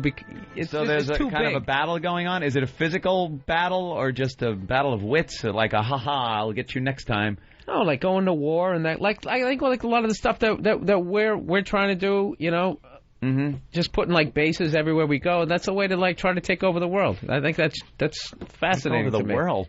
Don't you think if we wanted to kind of take over the world, we could do a better job of it? Well, we want especially without the Soviet Union there anymore. I think. No, I mean like having like an empire, a way to get people like under your control. You just put bases everywhere. I still think we could do a better job of that. We're not there's always room What's for your favorite improvement. Conspiracy theory? I like the moon landing. Oh, that it didn't happen? Yeah. That's true. It was in a stage in Tustin, California. Yeah. See, he knows. I love that theory. Well, you came up with... I have a good one. How come when people look through a telescope, they never see the car or the shit we left up there? Yet they can look at Pluto. Yeah, that's what got me thinking. Really good point, Bill Bill. came up with this about a week or two ago. And you're the person who doesn't know that fire goes upward. I know. That it creates heat. That's why my show is called Uninformed. Uninformed. I have a license to be a complete ass. I love Bill's show. It's called Uninformed, and he'll talk about stuff like he absolutely, like it's fact. Yeah. Like it just came out of a fucking encyclopedia because he's got a mic in front of him. See the car on the moon. No, it's more. That would be a hell of a shot for the cover of the Post, though. Why? Can I ask you a question? Why don't they show that just to end that? The scientists got to have satisfy you. Mean? There's no telescope that could look at it, really. They have... Would you shut up? It's Anthony, they can look at other fucking galaxies. Yeah, but you can't take a picture of the fucking Ford probe they left up there? We could see that scary face on Mars. You don't even get it. We could see the scary face on Mars. First of all, I don't like Mars how is huge. I talk about it like I know, and I'm ridiculous, but he's talking like he works at NASA. We don't have the technology. He sounds like Captain Kirk. Someday we will have warp drive. We don't lunar landing. What is it? Like Earth-based telescopes. You're not going to see the fucking. Look, dude, do you think I really think that we fucking fooled the whole goddamn world? Yes, I do. That we didn't land there. Do you really? What is the fucking purpose? Like I said, we have a. What would even be the? You know, there's a mirror on the moon that we point a laser at to get the distance from the Earth to the moon. Yes, you mentioned that last time. They check it every so often and to make sure it's not coming to get us. Yeah, the moon might come and get us someday. Yeah, but there's evidence that we've been there. Yeah, but you can see that though. And the oil company's created a car that runs on water, but they just won't let it out. Man, that's a good one too. And tires that never wear down. Yeah. They won't let us have it. Nope. Well, why wouldn't you believe that? You don't believe that they can make an engine absolutely do, that Bill. could get better gas mileage, but it's not cost effective? I mean, come on.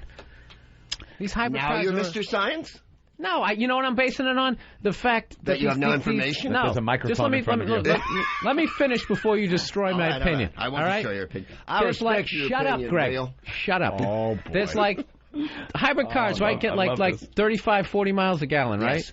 They do. Do you remember like right after that OPEC bullshit in the 70s? Japanese cars were getting roughly 30, 35 miles a gallon. It's fucking 30 years later. Yeah. That's the best you can do. I'm just saying that is all a game. That's not a conspiracy. That's just like a clearly. game. I was just saying a car that ran on water, which would be a steam-powered car. Of course there's better ways to run things. Yeah. If you get solar panels on your house, it makes your meters run backwards because there's so much energy coming into your house, it goes right back into the grid. And that's not like a far-fetched theory of the future. No one wants a car that runs on less fuel and is 50 miles per gallon because it doesn't look cool. It's not fun to drive. It's not fast. people, especially what Americans. What are you basing that on? Americans, we like our fucking muscle cars. Go see that Who Killed the Electric Car, and they actually have an electric car going up against a high performance car, and it holds its own. Really? Yeah. Well, that's wonderful. How many of these fucking electric cars are there? When I went to the dealership, I didn't see one. Why do you think that is? Did it look good? Why do you think that is? Was it just full of batteries? Did the guy have batteries strapped to his ridiculous head? that you don't see why that is. It's the funniest thing ever. Why? You know what? Because people love internal. America's been in love. You're absolutely right. America has been in love with the internal combustion engine since it fucking came out. We love fast. We love fast. We love sleek. Like they had a choice. We love status symbols. We love things. Why do you fucking think? Don't get upset. People buy nice cars. Spewing out shit that I can just see on the TV. Why There's do you not think an original thought coming out of his mouth right now. There's nothing on original. The road? The flag is red, white, and blue. I'm not saying about the flag. I'm talking about American people. I'm not saying we're great because of this. I could say we're fucking stupid because of this. But the nature of Americans are bigger is better, faster is better, sleek fucking. You want a car that girls are going to look at when you drive by in it? Do you think that guys the average woman is just sitting there going, I love this engine? Nobody gives a fuck. No, it's not the women. That's the guy's thing. American men. Girls will look at the fucking nice car because they know the guy now has money.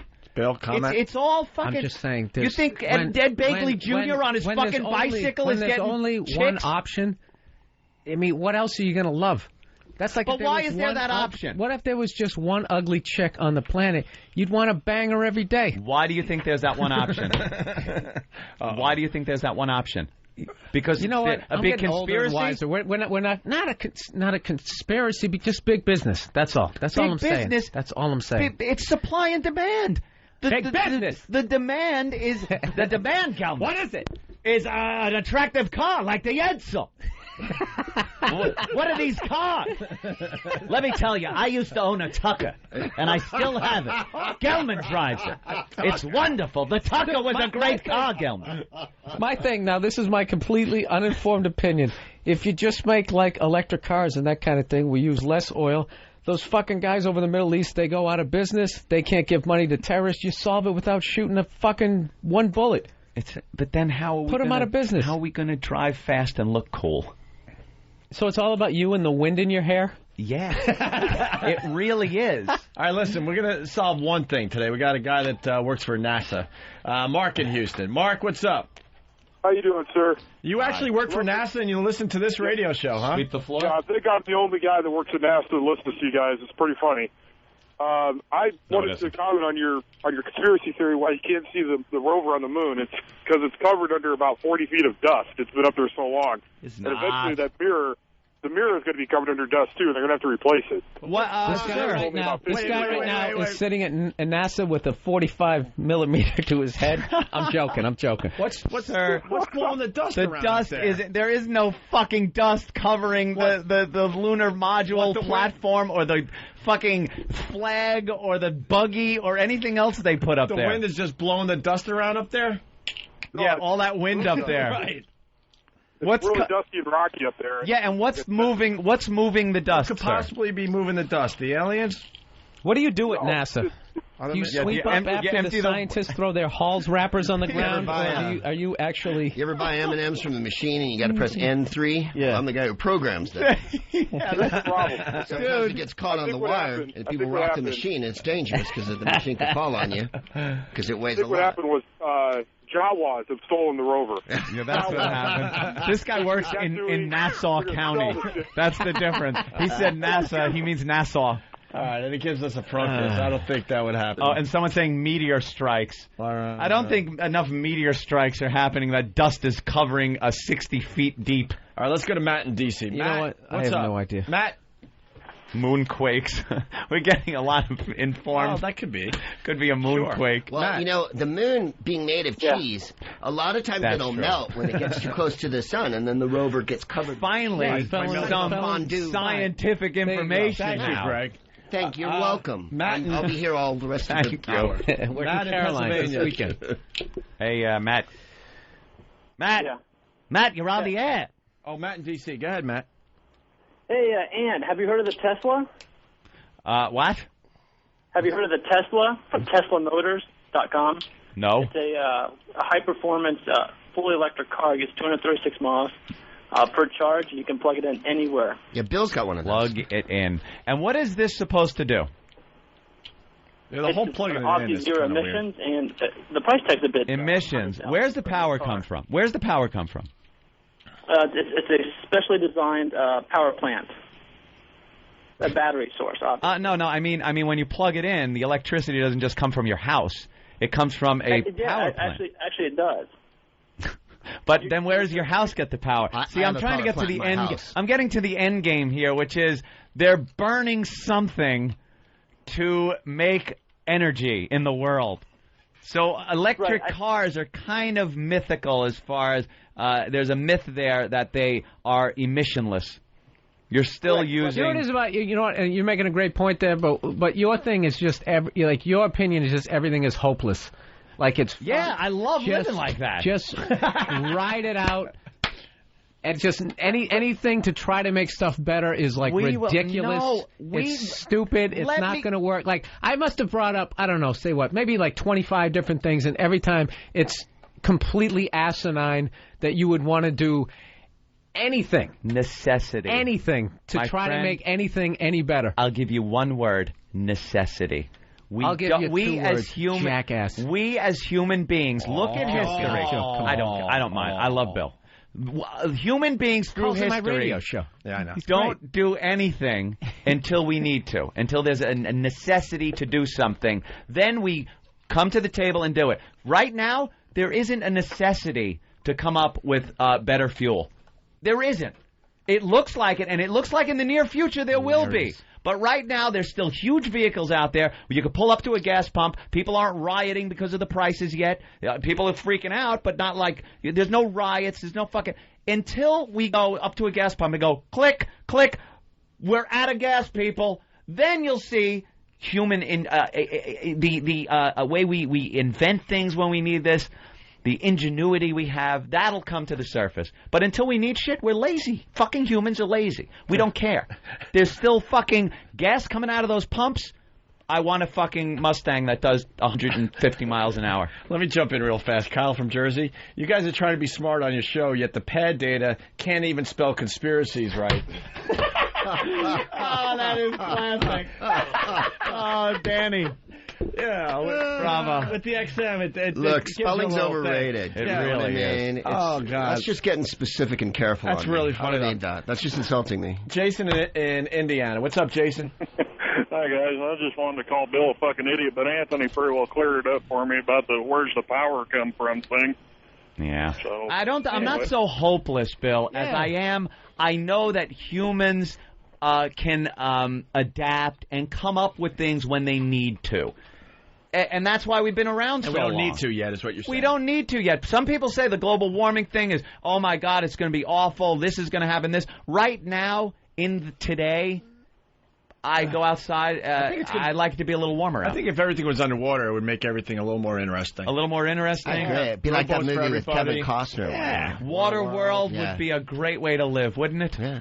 It would be different than... They still had cigarettes in the Waterworld, which I thought was an interesting fact in that movie. The bad guys had to smoke. How do you make the cigarettes? Where did you grow it? Where did they get them? Right. Apparently there was a lot left over. A little tobacco. You want to talk to this guy, Bill? Jason? Jason, why is Bill an idiot? Because he's a cockeyed optimist who wants the world to be better. Yeah. Wets his bed. Stars in your eyes. And what are your qualifications? I have none, and I've got nothing. You know what? I love this guy now. I have none. Fine, that's great. You know what? All right, why don't we take a break? That was great. You guys should just agree to disagree, obviously. Well, I think we're going to have to agree to disagree. Why don't you agree to disagree? I want to see you leg wrestle. Yeah. No, I fucking tapped out 10 minutes ago. Oh. We got a lot of people here. Why today? Wow. Why is everyone here today? Because it's a beautiful day. Let's see, there's also men in uniform. Well, tomorrow we're doing a special walkover, and we were going to try to find a restaurant and surprise everyone with breakfast, and it kind of fell through. So we're going to have food up here tomorrow for all the listeners that do the walkover. Ooh. When you say food, do you mean like the kashi that you're eating, or do you mean you don't like kashi? What's wrong with my kashi? I adore kashi. I'm just saying, right. Do you mean that, or do you mean like ham and eggs? Actually, it's going to be Italian food. Oh, okay. You got to dig down down. Did you get the free tampons that were in the costume? Fucking girl cereal eating motherfucker. It's going to be from Rivoli's, Tom River. Yeah. So, but why are all these people here today? Just heard about the Kashi giveaway. Free Kashi. Are those blown oats? Estrogen flakes. now with pink ovaries. Is that a marshmallow fallopian tube in your Kashi? Those are delicious. The builder's giving me shit. This is wonderful. Greg Proops at Caroline's all weekend long. You staying? You going? What are you doing? I'll go in a minute. You're almost to 10. Well, I got to go pass out. We go to 11. Oh, you go to 11? I'm going to go before then. You should. Because I want Bill to hold this down the rest of the way. I can't hold it down. I have absolutely no information. I just have hope. Bill does have hope. I like that Bill has hope. I like that person, and I like Bill. I like that Bill has hope. Bill does have hope. Yeah, like every possible fucking idea. That's what the only thing I noticed. But any possible idea to try to make shit better. You're right. You know something? Bill is opening my eyes to something. I am really a pessimistic motherfucker. Believe it or not, you are doom and gloom all the time. I am doom and gloom. I like Bill with his hope. I find you peppy. I try to be peppy, but I consider myself every once in like a while, a realist. You have to have a little after-school special thought, Anthony. Yeah, but I'm more. I consider myself like more of a realist.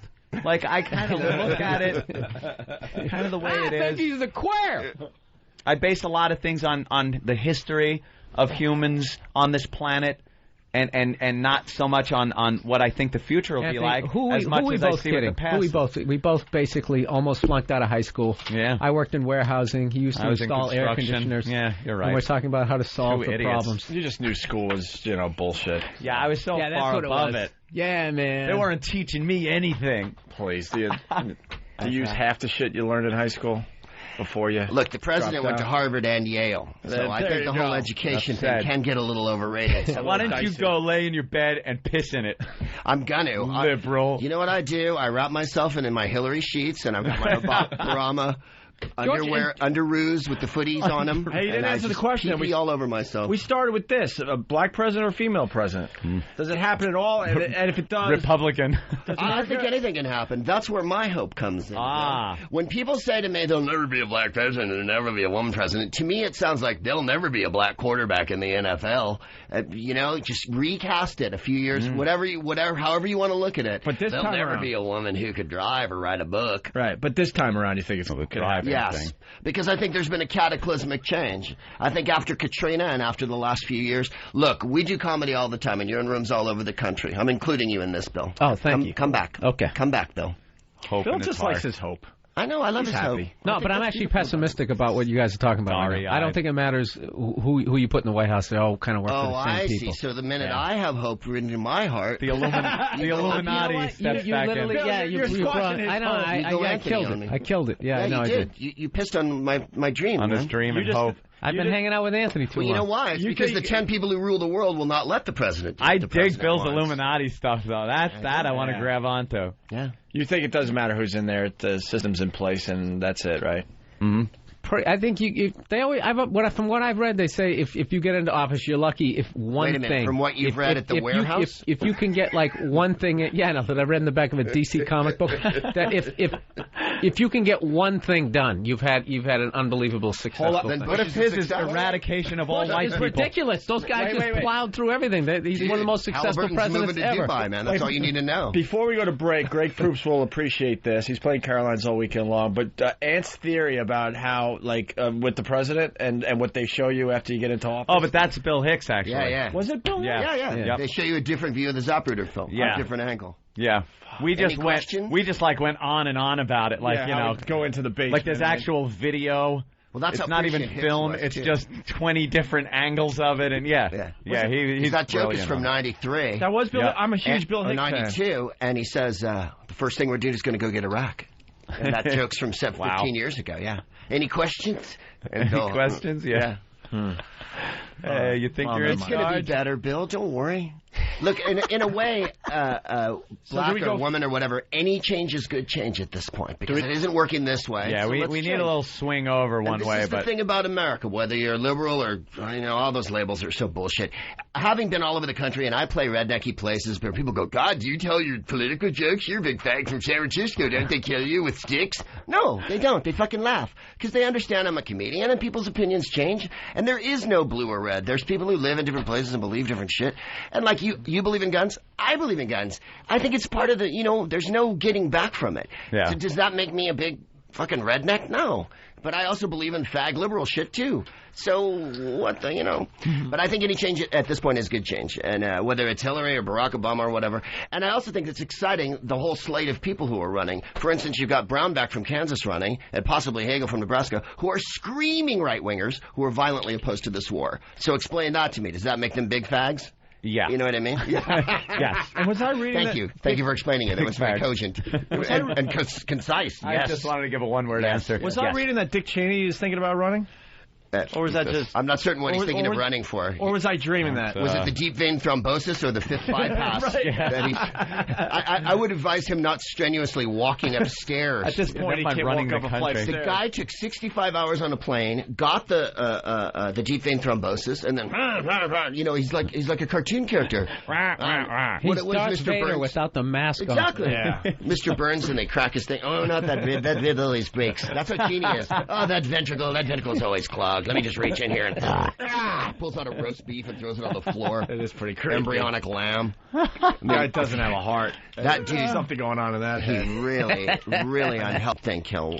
He tried to run once in like '94, and he got. You know what he hated? Meeting people and talk. Yeah. He hated having to shake hands. Kind of part with of the people. job, right? The part of being president that's the biggest part, being a whore, because you have to like everyone and say hi to everyone no matter what. Why can't you just go on some kind of like pal talk, like video conferencing? Yeah. You can sit there and just run the presidency over there. Friendster. He could have a MySpace page. But he's truly one of the most intimidating people. Like that guy, is like scary. When you just look at I like how he views like common people like as a nuisance. I just love. He used the word love that vibe a month ago. That's hogwash. Remember that one? They asked him about Iraq, and he went, hogwash. I was like, when does balderdash and poppycock come back? No one's even said hogwash in 50 years as a politician. What are you, Taft? He really does. Everybody that doesn't agree with him is a nuisance. He keeps saying that the newspaper's losing the war, or that whomever he can find. It's like, it's fantastic. I just picture him putting Bush in like a headlock just for the fuck of it. Yeah. Giving him a noogie. Yeah. Apparently, he drinks scalding hot coffee, too. I found out from a lobbyist who used to be an aide to him that he would go get him coffee when they do, like, the opinion shows. And he'd go, not hot enough, and they'd have to nuke it, in the microwave. And then he'd slug it down. Wow. 4 bypasses, and he's slugging down hot coffee. Something you shouldn't do if you're healthy. Coffee. He goes beyond scary, and you come back around, you have to, something about that guy. He's just like, I don't know, you've got to fucking love him on some fucked up level. On some fucked up level, I guess. Inside you, Bill. Right. Yeah, see? Always that glimmer of hope. Family calls him the bull walrus because you can't move him once he's sitting. And if he's reading a book or watching a thing, you can't get his attention. So, like a bull walrus in the sun. I read a thing as his group of people were trying to gain power in Washington. The CIA, the nickname for their group he was known as the Crazies. Yeah. That's the CIA. Yeah. That was their nickname for the CIA calls you the Crazies. Amazing. He's amazing. Maybe there's some issues. All right, let's get Greg Proops out of here. Bye, you guys. Thanks a lot, fellas. Go see McCaroline's this weekend here in New York City. Cheers. All right, Greg. Thank you, Greg. And we'll continue with Bill Burr in just a bit. Our duty. All right. Yeah. Kind of strange. We got 10 or 12 people outside the studio. Hi to everybody. They're a little weird. They're kind of just blankly staring for the most part, like Bill said, like they're about to witness an execution or something. Yeah. It's this big window and they're just staring at us. They're chuckling at times, but in general, they're just kind of hanging out. Tomorrow's the big day for the walkover, though. Tomorrow we're going to do a full-out... you guys fucked up. I mean, tomorrow was the day you wanted to be here. Yeah, tomorrow we're going to do the walkover, and then we're inviting everyone up here to have free food from Rivoli's. Mm-hmm. We were trying to, just walk into a diner and take it over, but I don't know. We couldn't work it out, unfortunately. So we'll have free food up here tomorrow. All right? You want to try this or what? You guys want to play a little game with us today? We love games with the audience. Well, we got people from Chicago, San Antonio, Minneapolis, military dude from Albuquerque, right? Oh, yeah, I talked to him on the way over. Madison, Wisconsin. Air Force guy, yeah. Cleveland, Ohio. Major Nelson. Major Nelson. There you go, yeah. Richmond, Montana, Philly. One of the most sexually frustrating shows ever. It's like you just fuck her already. Enough. What show? I was reading. I Dream of Jeannie. Oh, yeah. Major Nelson. I first saw the show when I was 6, and I didn't really know what sex was, but it's just like, why aren't you just grabbing her titties? Yeah, why isn't he doing something with her, with that girl? Instead of hanging out with his master. buddies. She's hanging all over him. Yeah. Jesus Christ. Throwing that pussy at him. All right, sorry. And we got a guy from Australia. Who's from Australia? Wow, I wouldn't have thought you. I would have thought that guy over there, yeah. No, actually, yeah, you look like you're from Australia. We got a whole bunch of... Let's hear the accent. We got an what outlaw. A diverse group. Yeah. My goodness. This guy here with the glasses looks like he's stealing from some Fortune 500 company, and they haven't figured it out yet. Australia, what's up? Hello. What are you doing in New York? Hello. I'm traveling down the east coast of America. And how do you know about us? I used to listen to you online because someone I knew online hooked me up with you, and so I just kept making free trial accounts on XM.com. And Actually, I did a gig over in Australia. It's unbelievable. Yeah. Did you really? Oh, yeah. It was just, I mean, it sucked. Damn. It was Comedy Central. They flew you over there for 3 days, and then they flew you right back. No, you got to stay like 2 weeks at least. Oh, just to get adjusted to the time, and I went over there. But they only gave you 3 days? After flying for 2 straight days? You're flying into a different season, for fuck's sake. and all the stuff that... You know, like, can you give me a couple of days? I went to the zoo just because I wanted to see some of the, they got some of the most poisonous snakes in the world. So that shit all fascinates me. But I hate when you go to the zoo and they're just laying there. Like, I wanted to... I think it would be funny if, like, an Australian zoo had shit that we don't care about. Like, because, like, in these zoos in America, you go there and they show you animals from Africa and stuff like that. But you go down to an Australian zoo and there's, like, a fucking possum and a squirrel and shit that just runs around here. But to them, it's like, no, it's fascinating. It's a fucking squirrel. What the fuck is... Plus, I heard the greatest threat ever. This guy said, I'll headbutt your teeth, you fucking cunt. I'm just like, wow, that's like some fucking rugby shit. Headbutt your teeth. I felt it. Yeah. Anybody else out there want to talk? You got something on your mind? You want to just play our little game? Why they're here? Hey, this guy is, all right, he's got his hand up. What they do. The Fortune 500 guy. With his wife from the 1950s. Actually, my wife and I are here from San Antonio. We're both teachers. Teachers. You and look like teachers. wanted to know when you're bringing the traveling virus down to San Antonio, down to Texas. We're teachers and we like swinging. Yeah. I think next year is like where we start hitting those type of places. This year we're still kind of keeping it close to the vest again. Yeah. All the cities that we have like regular radio. Yeah. What about Air Force dude? Major Nelson. What are you? Major Nelson. Hey guys. You look like you've been in for a little while. About Turn 6 your years keys. now. The 6 government years? sent me here to keep an eye on Bill. Bill, He's getting a little too close. So. yeah, that's it. He's spying. What seen any action there, my friend? I'm seeing some ribbon. Yeah, I was over in Iraq in 2003. What do you do? What's your combat correspondent, public affairs?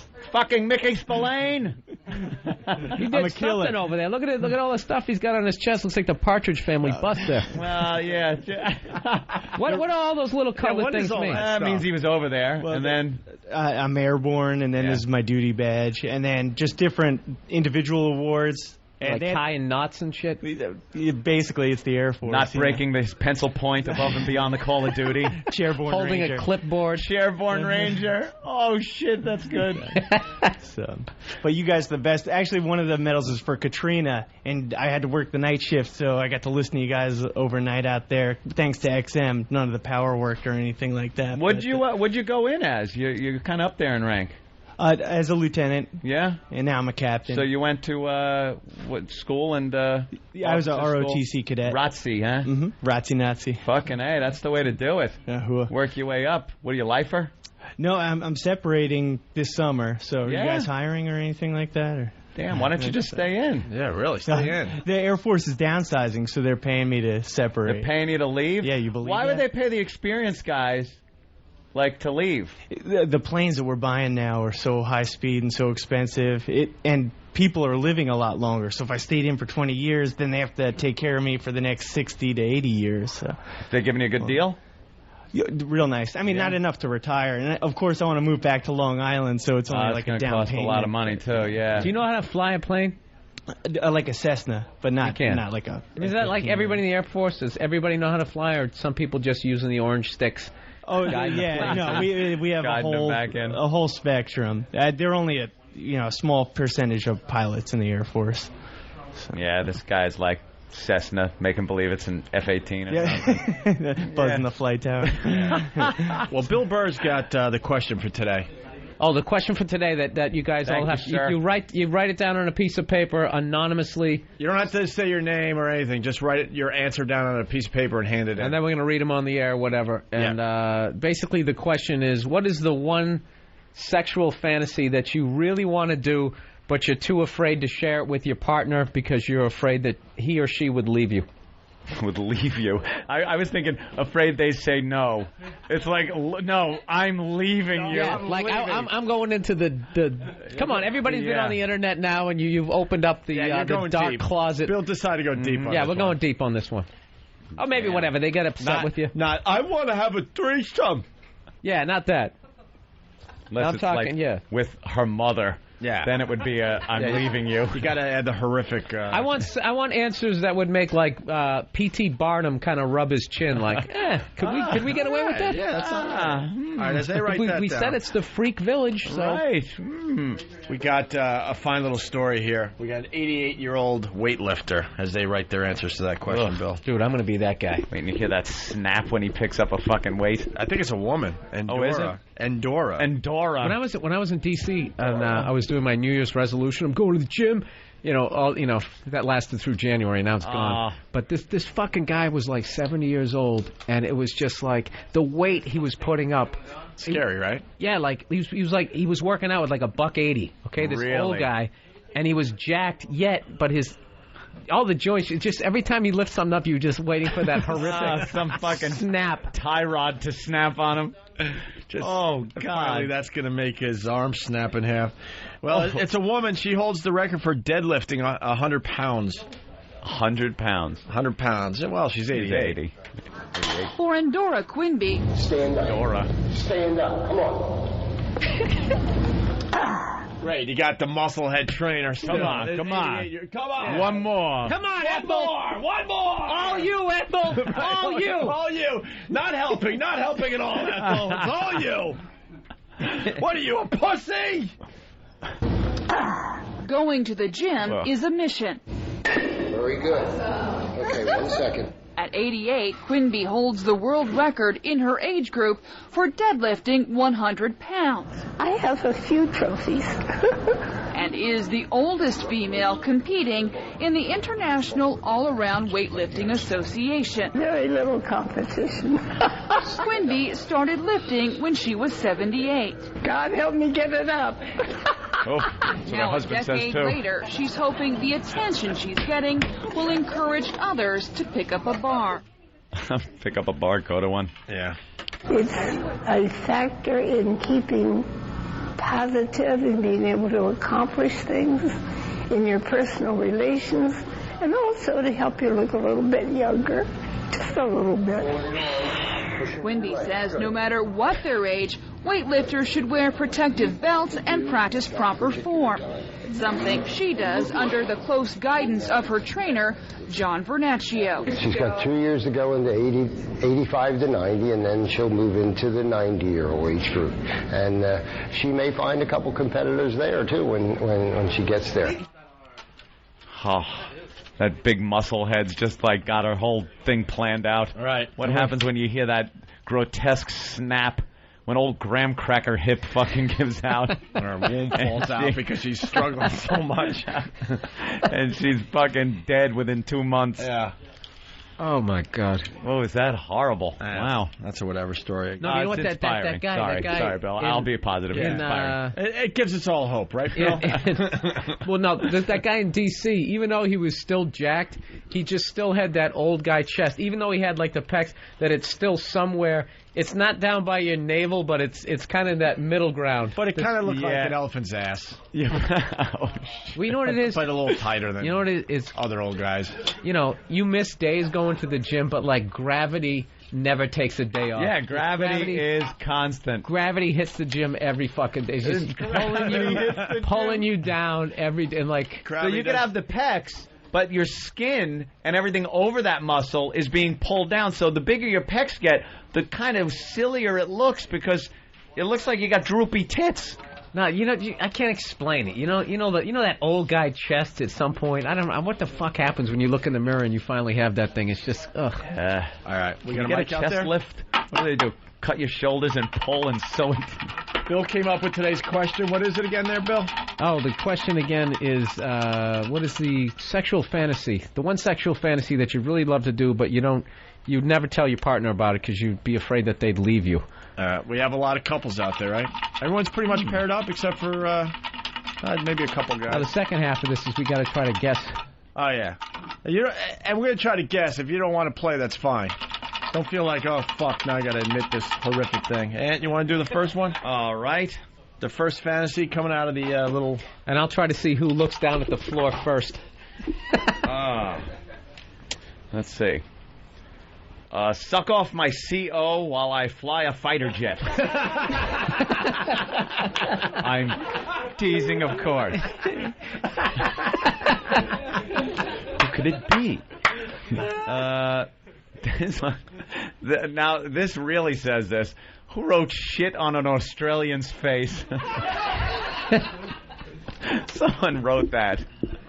Could you stop it? All right, give me another one. Someone that didn't want to play. All right, someone that thought they were being funny, and it kind of was. It is funny. All right. We are looking for real answers, though. Wow. It says sex, period, nothing else. Now, do they mean sex on a period or sex, period? Like, is someone not getting sex? I guess we got a bunch of comedy writers out there. Yeah. We needed to do it, and they need to feel safe. Yeah, they really do. Sex. Just sex. Maybe they're not getting anything. I don't know. Who's not getting sex? Sounds like somebody that's a little Bill, frustrated. Who do you think's not getting sex? There's one around the corner, too, you can't say. Ooh, the match game. He's not getting sex. He's hiding his face. I'm going to go with the jolly guy in the back. He just seems too fucking, like he's just... Yeah, he would just be too... With the wow hat. Yeah. You got it, Bill. Yeah? You got it. Wait, you're right. Things are a little slow lately. I mean, what can I say? Family, everything else. I'll say you're married. Yeah. Are you shitting me? I really picked you up? Yeah. How many kids? One. One kid and you're not... That right there, that giggle will stop you from getting pussy. You can deliver a great line, sweep a girl off feet, and then the last second she just sees you lose confidence as you go like... Dude, out of all these guys, you're pretty good, man. You picked it out. Yep. So no sex. What do you think the problem is? It's just fucking working all the time. Nah. Did she get, conflicting schedules and, Is she a little sloppy now, too? You're not really into it? No, we both stayed pretty consistent since we've been married. She hasn't become a fatty or anything since. Were you in the room during the birth? Yes. And did that? It was a C-section. Okay. Oh God. So, and that's my riveting radio for the day. No. Like, did it affect your performance later on? No. How long? Oh shit, that's been 9 years ago. Yeah. Do you still remember what it looked like though? Was it gross and like fucking? We were talking about fucking like a partition between me and the fucking. It's called the waiting room. Yeah, exactly. That's where the fuck everybody should be. I want partition to be about 10 floors. When was the last time you had sex with your wife? Oh, jeez. It's been a couple weeks, I guess. Oh, that's not that bad. I know, that's not bad. It's not that good either. I know, it's not that good. Kind of just there. He just wants some. Yeah. All right. What can I say? Good job, Bill. Bill, good job. Bill, to you. Right out. All right. I'll never do that again. That's like hitting a half-court shot. I know. People go, do it again. You gotta play it up. Nah, I already did it. Did it once. You do it, faggot. This one just says he's already done it, or she's already done it, working on something more hardcore. Working on something more hardcore? What? The fuck does that mean? means basically the fucked up fantasy that this person, they bit the bullet and they presented it, and somehow they got through it, they did it, and now they're working on something more hardcore. Oh, even more hardcore. Yeah. Oh. Which is the dangers of porn. You know, you start off with something simple, like a Sears Roebuck catalog, then it's the next thing, snowballs on you. Anyone want to explain out there? Anybody? I would say that's probably. Yeah. Who out there did it? I'm gonna pick the most unlikely couple, the school teachers. No, it's not. I was going to go with this guy right here. No. Damn it. No. Now it's just silly. We can what just the keep fuck? picking. The guy with the nose ring. Is this you? Done it? No? And now we suck. Does anyone want to share? Now we're missing layups. Guys. Jolly happy guy who hasn't been laid in 2 weeks. Just like we suck. She raised her hand. Oh. Wait, get the mic over to her. She'll explain. Oh, what's your name?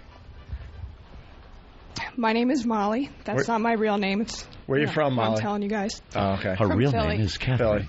All right. And what's that one about? Is that your boyfriend over there? Yeah. Oh, okay. So it's half right. Huh, yeah. It's half right. Done it with him. But, yeah, I'm into the whole kind of dominatrix stuff, experimenting. And I got to break him in a little bit more before, you know. Wow, you got to break him in, huh? Yeah. So you want to dominate him? Yeah. And what have you done so far? Oh, boy. Oh, boy. Oh, Jesus. If I hear fucking baby. No, he got a couple of welts a couple of times. Yeah? Yeah. From a whip or your hand or a paddle? There's one whip and the studded belt. The studded belt. Yeah. What do you think makes you like this? Who am I? Anthony. Yeah, I'm over here where you can't see me. Yeah. Don't worry about it. Make believe it's radio. Studded belt. What is it? I don't know. Come on, Gelman. Yeah, Take it back to my childhood. I don't know. Why, something crazy happened? No. Do you feel this need to take out aggression on men or something? Or? No, actually, I was dominated once. Oh, yeah? Yeah. How'd that work out for you? It was awesome. You liked it? I loved it. Do you still like being dominated, or you just want? I'd rather be the dominator. Yeah. So, what did this person do when they were dominating you that you liked so much? It's kind of embarrassing because. It's all right. Has your boyfriend ever heard this before? Maybe. Oh boy. All right, continue, Molly. It happened with somebody that was not nearly as good looking as me. Oh, and yeah? I'm not like cream of the crop, so it was, pretty low. Pretty low. So some skanky guy yeah. got to dominate you. Yeah. And what did he do to you that was dominating? That was so hot. Pushed your head into the dashboard. What happened? Yeah, what did he do that was so hot that got you turned on? No, I don't need to go there. Just a little. Wow. Just for that freak chance that he's listening and I run into him at a bar or something. I don't. Did it involve urine? No. I'm going to go the other way. No. The password is rape fantasy. Rape fantasy. There you go. You're closer than the whole fecal thing. That's... Yeah, that's disgusting. I went right I have my limits. You pretty much he took you by force. From behind. No, well, see, we didn't have sex. Oh, okay. Yeah. It was like, it was a BJ. He just slapped you around? There was no fluid. We weren't mixing any kind of fluids. Really? Really. This is interesting. So he just tied you to his chin-up bar and just threw a toaster at you? I mean, what happened? Wait, she's willing to tell us. We just got to work her a little bit. Yeah, come on. We've been doing this a long time. Let's go. You can tell us. No. So you know what? Speak it like in code. We can figure something out. Keep looking back at her boyfriend too. Are you all right with this? Okay. He's cool. I'm already, on his shit list today. I don't need to. Oh, see, you are into that. Oh, sorry. I thought you meant you had a list of things to get to. A list of people I have to shit on, literally. No, huh? Why are you on a shit list? For something you did today or something? We don't need to worry about that. Yeah. You're just having a bad day, an argument day? I'm in so much trouble. Just let's drop that. Yeah, but that sounds like something you want to be in. Back to fetish. Oh, wow. All right. You went out. Is that it? So the guy... no, it's nothing like that. The guy had his way Getting with lippy. you. Yeah, but it was awesome. I recommend Mouthing that off. people try it. What do you put, like chip clips on your nipples or something? Chip clips. That would look I'm just silly. saying that there's no... Those big bag clips would look silly. There's no intercourse going on or any sort of oral going on. I mean, I'm thinking of household things. How do you dominate? Mushed you in the face with a mop. Spanking? Spanking? It's kind of like a foreplay. Like rough foreplay. Oh. Very rough foreplay. Like some biting? Yeah, slapping of the face? Like you have bruises the next day. Like punch working. Light bruises, not like battered housewife bruises. Like holding you down, slapping your face a little. Yeah. Wow. All right, that's kinky. She sounded like, when the person on the $20,000 pyramid, the person just isn't getting it and the other person can't think of any other clues to get them. They just go on. It's like rough foreplay. Rough foreplay. Aren't you getting this? Rough foreplay. Well, I can tell you about him. Yeah? Okay. What did he say? He told me I was going to ruin his little story. But no, it's always because you wrote something down? All right, good. Yeah, so, all right. Okay. We'll get back to you, Molly. For his birthday, I got him handcuffs. Oh. And I put our names on it. Aww. I got it engraved. It's so adorable. cute. What floor is that at in Tiffany's? 6th floor? That's the basement. Yeah. There's the obvious joke. Thanks, Bill. But anyway, handcuff him up, beat the hell out of him, get what I want, degrade a little bit verbally. Rough foreplay.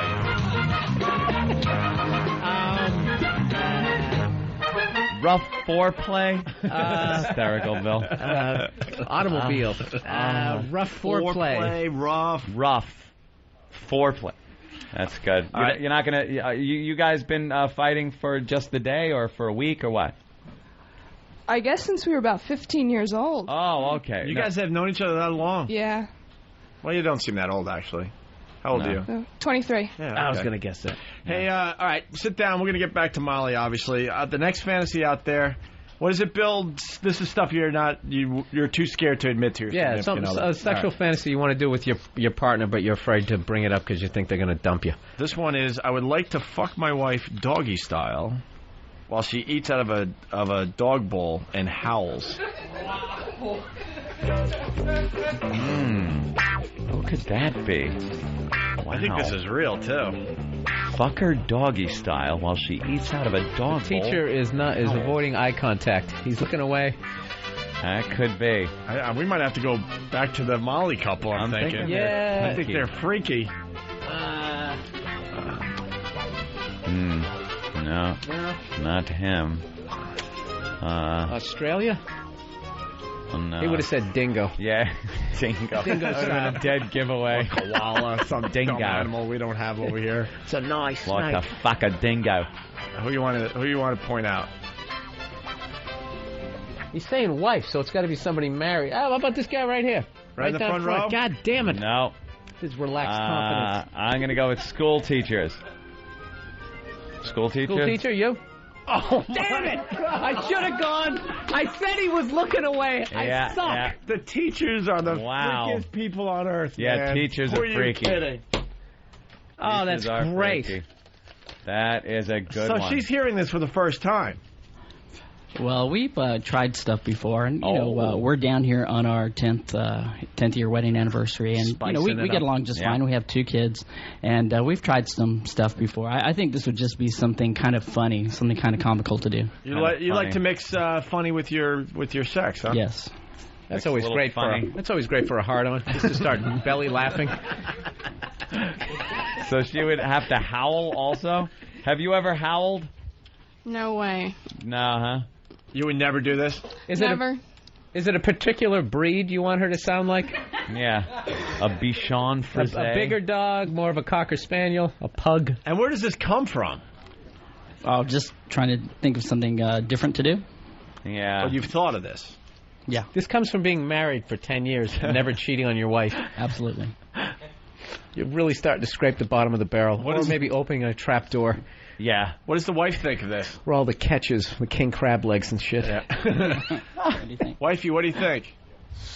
Are you shocked that he said that? Not shocked, but he's funny like that, so Funny. that doesn't shock me that much. What's the craziest thing you guys are willing to admit to that you've done? Body shots. Body shots. Body shots? I was. You could do that on spring break. I know. I skipped that. Actually, we were up at a camp, and I was. It's a music camp up in the mountains, and we got kind of wild. It was just the two of us, and we had a lot of tequila, a lot of body shots, and had a good time. Oh. All right, but they want to step it up with the doggy thing. Yeah, it's a big leap from body some sort of shots. hacky coming-of-age movie. Yeah. Up at the camp, a music camp? Were there other people there? Body shots. I was thinking like lead hooks to the liver.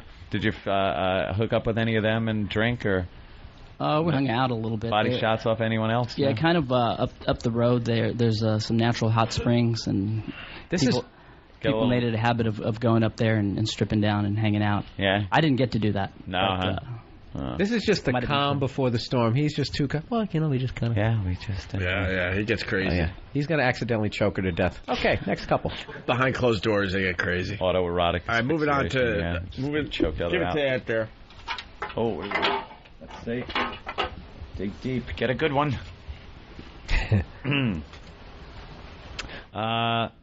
Fuck in a high school. Someone out there wants to fuck in a high school. No, you're done already. Don't worry, bud. Could be your wife, though. Am I going to go back to the well again? This guy is not... Fuck! Did you know the same guy? He's got this shifty look about him. Air Force? No, huh? I think it's... why didn't I pick the guy with the glasses and the WoW hat? Is that you? Damn it. Why the fuck didn't I pick him? What the fuck in a high school? Wait, what's that about? There you go. I really don't know. You look like you're still in high school. No. How old are you? 21. 21, all right. A couple years out. A few years out. Oh, shit, you can go get an 18-year-old. Yeah, I think it's just because I wanted to fucking... a school bathroom for some reason. I just never got that, so... So that's would be a huge turn-on to you if you could accomplish that. I don't think the chick would really leave me for it, but it's fancy. She would just take it down a few notches. Can we go to a Denny's bathroom? Does it have to be a high school? All right. What would be the ultimate? A teacher or just your girlfriend? Yeah, high school teacher. High school teacher. Absolutely. A high school teacher fantasy. I think I wanted to bang just about any teacher I had who was remotely fuckable. No, I wanted to fuck. Any teacher that showed cleavage. That's all they had to do. In high school. That was it. You look at some of them now and you're like, what was I thinking? The gym teacher? Huh? The female gym teacher? Yeah, right. They never showed the cleavage. Nah. There was always that one hottie teacher, I don't know what her deal was, frustrated in her marriage, would just come to school dressed just with completely tons of inappropriately. Ridiculous. Right.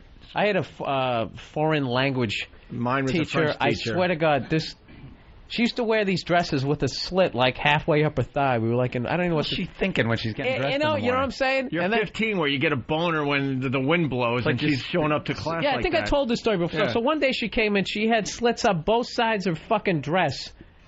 And every time she would step back from the board, you could literally not only see the thigh on one side, you saw the inner thigh of her other fucking leg. That's like hardcore sex back then, that's man. porno. Dude, That's raging. porno. Yeah. Raging fucking hard. That's strip club. Then she ends up, she called on me, and I wasn't paying attention. I tried to lie my way out of it. And she was screaming at me, to this ridiculous level. I don't know if there's some bullshit going on in her personal life looking back. It was so over the top, the way she was yelling at me, but I just didn't have the courage to be like, you know what I was doing? I was looking at your fucking legs. You should have said that. Why don't you put some goddamn clothes on, and maybe I'll know how to say the days of the week in French. Let's say hi to Chris in Pennsylvania. Chris, what's up? Hey, Bill Burr got stepped all over. How can nobody laugh at left hooks to the liver? I didn't even hear. Oh, yeah, we were talking about the replay. Body shots. Oh, body shots. Okay, very good. The one you were talking about, I was picturing Mickey Ward. Punching out. You know that shot you just don't get up from?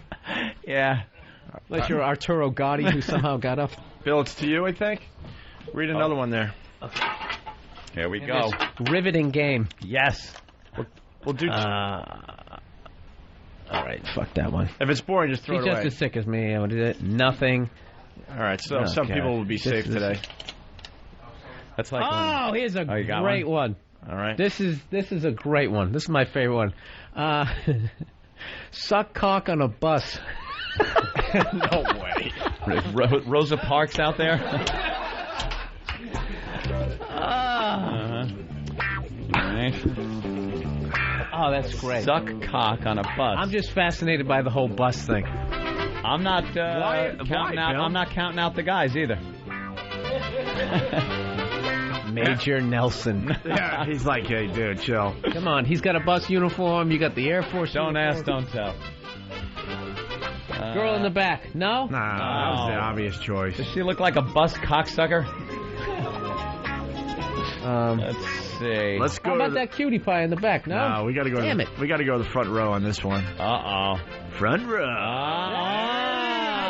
I love that telling smile. There you go. It's like we should do it like To Tell the Truth. Yeah. Where they got to do the phony kind They do of the fake stand up, and it's that's who it Next is. time we'll do that. Wow. Look at the husband. Husband, boyfriend? No, boyfriend. Whatever. What? Sorry, man. Didn't mean to put pressure on the relationship. Yeah. What Boyfriend, are you doing there, Bill? You had no idea she was into that, huh? No, nothing surprises me with her anymore. Yeah, you guys get... She could have said that to me. You get into some wild things? Actually, for the most part, we're pretty normal. I had sex at a Bears game once. Oh, yeah? You did? Not with me, though. In the stands. No, not with him. Oh. In the stands. You know, the cameramen can see everything. The Bears must have been really winning or really losing at that point. It was point. pretty boring, yeah. It was a ways back before the Super Bowl. But where were you? Way up top? Yeah. See, the cameras zoom right in. See, people at Shea Stadium do that, and they think they're getting away with something. Everyone knows what they're doing. Yeah. They go way up top. Way up top, and all of a sudden you just, Exactly. How did you pull that? How did you pull that off? You wearing a dress? Skirt. Skirt. Okay. Yeah. You just sit down. Sit down on the seat. Yeah. And then get up and then sit back down again. And right, then get up right. and sit back down again, like you're... Like you can't make up your mind. Down in front, do I want to? Down do in I front, want to be thank here you. or do I not? Down in front, thank you. Like you're doing one of those hacky charity events where you have to sit in every seat. Yeah. But you're sitting in the same seat over and over again. And so what is it about the bus? Yeah, the bus thing. I like that. It's in public like that. Yeah, kind of like that. But I mean, there's parks. There's something. There's a lot there's of something. people on a bus, though. But Bill, you're into that too. You said that's something. You said that's one of my favorites, or something like that. Where you're. What do you mean? Well, questions. No. I thought it was the most original. Oh, okay. It just kind of twisted. Everybody's got the. Like, this is one of my favorites. I want to suck cock on a bus too. Oh yeah. Right. Greyhound bus, school bus, short Any bus. kind of bus. Any bus. Yeah, short retard bus. whatever. That's great. Why don't you do it while you're in New York? Somebody with a hockey white helmet in your on, lap. Do it in New York. Get on one of those dumb double-decker tour buses. Tour bus. Get on the top deck. You know what? Keeping with the theme of giving some people some hope, how can we make her fantasy come true? We should. How much does it really cost for a bus ticket? Wait, we got it. Maybe we can do it on the R train on the way back to the hotel. Yeah. Subway, bus, still public. What's the craziest thing you guys have done? Craziest? I don't know. Yeah, you too. In the parents' backyard? Right. Yeah. That's probably about it. You like that outside shit, huh? Yeah, right. Our parents live on a farm, so yeah. Oh, uh-oh. That no animals that involved. pasture Sorry. chance. That's nice. Fucking goat starts licking your asshole while you got her bent over. Bill, let's do one last one. Okay. Goats, by the way, are probably the fucking greatest. I always fuck with dogs, and I turn them into like attack dogs. Yeah. But goats naturally. Oh, they will like fuck with you. Yeah, so I like those things. And, wow. And you kind of hit them in the horns, and they put their head down and chase you. Yeah, and they'll nail you in the shin and fucking hurt. But they're having a good time. Yeah, so they're having You're not fun. fucking it up. Like Yeah. we used to always have West Highland Terriers, and we turned every one of them into a no questions asked. If you weren't part of the family, the second you walked in the house, this thing would just latch onto your leg. Like YouTube gold. You could kick goats in the head, and they just come after you. No, but I like they're jump having up fun. And they come in from the side. They come at you with angles. They do that. They get up on their hind legs, kind of walk a little, and go sideways, and then wail you with their fucking horns. Yeah, it's like... and they're having fun. There's two great ones left. All right, Everyone else choose skates. this one. Everyone else skates today. Oh, Jesus. All right, this one, let me look. suck whipped cream out of her anus. Sucked whipped cream out of her anus. Who looks like a baker out there? Yeah, what? Because you'd have to put it in with that fancy gourmet. How they dispense it. The little bag that they squeeze with the mold on the front. Yeah. It looks like a flower. Yeah. By the way, people are reminding us that we shouldn't have sex in public things going on anymore. Oh, maybe. We kind of forgot. Why? What happened? Well, because we're trying to get her to suck his cock on a bus. Something bad happened once? Well, maybe. We forgot. How about involving a bus and sex in public? Yeah. That's great. We'll take 2 fucking things we got in trouble for. Well, Molly's guy laughed too hard, so I don't think it's him. Lick whipped cream out of her anus. I'm not a food sex guy. That's why I hate Hooters. Yeah, it's either combining like the food two and sex thing. It's dude in I front. want food to be the focus. I think it's the guy right up front here. No. Right there with the hat? You? No. But it can't be Molly. It's either the Australian dude or Molly's... Major Nelson. Chuck Yeager over there? Major Nelson. Major Nelson? No. No. It's got to be Australia then, right? Aussie? Yeah? He's a dirty boy. Look at you. He's a dirty boy. I gotta love Australia. Is that your chick next to you? Yeah. Have you ever heard this one before, ma'am? What? Has she ever heard this before? No. No? Are you shocked? No. No? He gets a little crazy? I know he has crazy ideas, yeah. More importantly, are you going to make it happen? Sure. Yeah. Wow. Hey. Did that making dreams come true right here. That's something. Did that give you a little tingle when you found out it was him? A little. A little.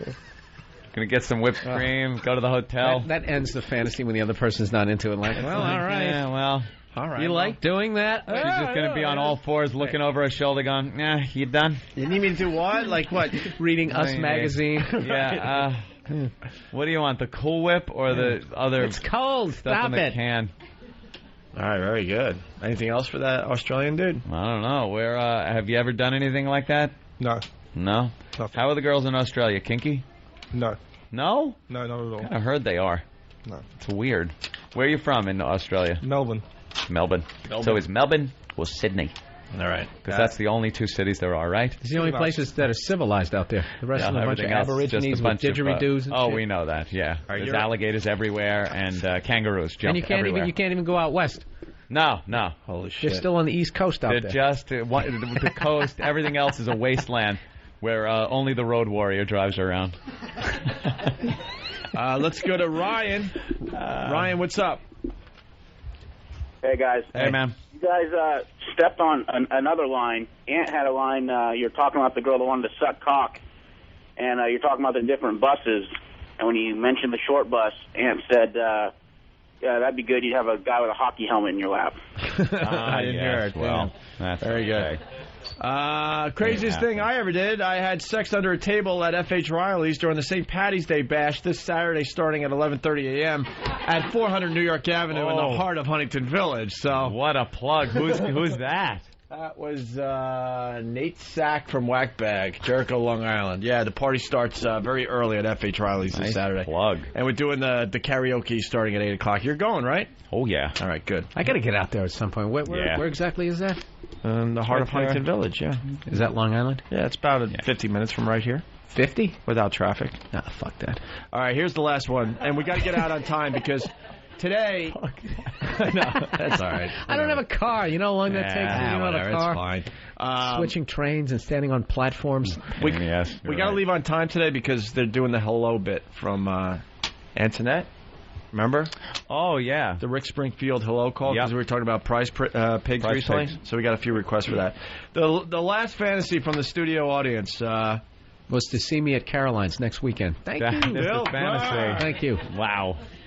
That seat is magic for plugs. It's like Jimmy. You just fuck his father. Fuck his father, or wear a strap-on. Oh, Bill. She gave herself away. She's hiding. She's like... She wants to just disappear. She couldn't keep herself together. It's the one in the back row. Look at her. She's losing her mind. Oh, my God. Fuck the boyfriend's father? Is that your boyfriend right there? I'm Molly's sister.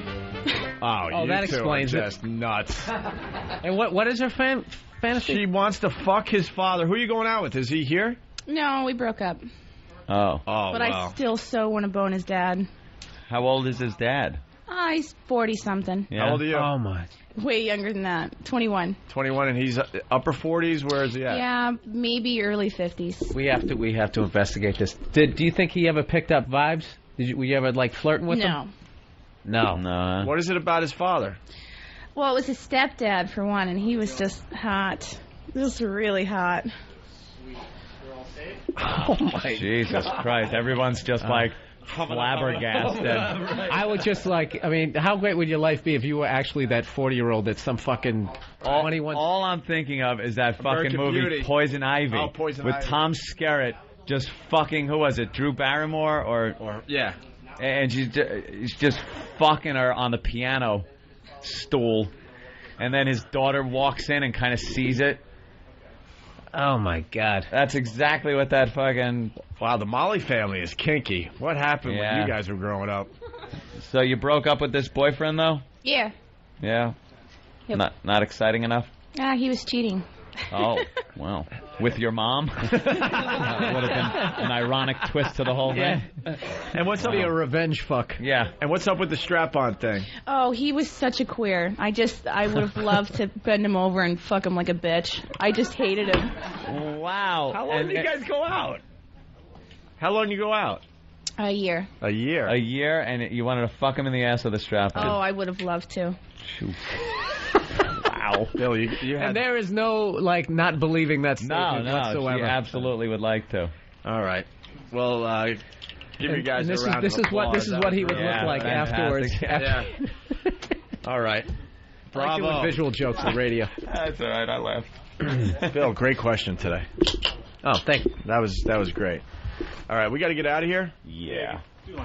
Right now, do line of the day? Yeah, if we do it right now. All right. Here comes we got one? 2 runners up. Holy shit. All right, line of the day brought to you by BowDogFight.com. Tune into Ion Television Tuesdays and Saturdays for episodes of Bowdog Fights. For all the mixed martial arts action you could want, check out BowDogFight.com. Here's a runner-up line of the day. Is that Bill? Yeah, Bill Burr is in today. Have you seen it? No, I don't watch it. Have you seen the kid? Yeah, we watched him a few video clips. He looked like Halle Berry's high school photo. There you go, Bill Burr. Runner-up line of the day. Halle Berry. Here's another runner-up line of the day. Oh, I thought that was line of the day. I was saying, no, I thought Anthony said it funny as shit. Like, I've seen your insides. I've smelled what you could produce. I've seen, you know. Yeah. These are the same girls that didn't want you to see them without makeup on for a while when, like, you first hooked up with them. You know? What the hell? Anthony. BowDogFight.com. Thank you. Here is today's line of the day. Here comes the line of the day, line of the day. Almost like Jimmy Sierra when the song plays. I love that. He came out like he was 6 months old. 28 pounds. Swear to God. Did you hold it up like you won a fishing contest? Bill Burr, the line of the day. He'll be at Caroline's next weekend. Oh, man. Always a pleasure, Bill. Oh, let's not forget about the ONA Traveling Virus Comedy Tour. How could we? Tickets go on sale today. Pre-sale. 1 o'clock Vegas time. 1 o'clock Vegas time through Ticketmaster. We got a great lineup. We got 8 or 9 comedians playing the Hard Rock. 4 o'clock Eastern. Yeah. Cafe, I know. Hard Rock Cafe and Casino out there in Vegas. Mountain. No, it isn't. No, it's 3 o'clock Eastern. Is it? 2 o'clock Central. No, it's 4 o'clock. Are they West Coast or they Mountain Time? It's I 3. think they're West. Okay. Yeah, it's part of the West. I just made it more confusing. 1 o'clock Vegas time. No, it's important because it's going to sell out fast because it's only 1,500 seats and you got 8 comedians. So through Ticketmaster starting at 1 o'clock today. Yep. All right? That's it. And if you need more info, go to opieandanthony.com. And when we're in Vegas, we'll announce the rest of the tour. I think it's at least 9 more dates. Yeah. Maybe 10. No summer for the boys, but a lot of fun. See some of you people in the poker room, too. Yeah. All right. Guys, thank you so much. We greatly appreciate the support out there. Studio audience. All right. And we're out of here. We'll see you guys tomorrow.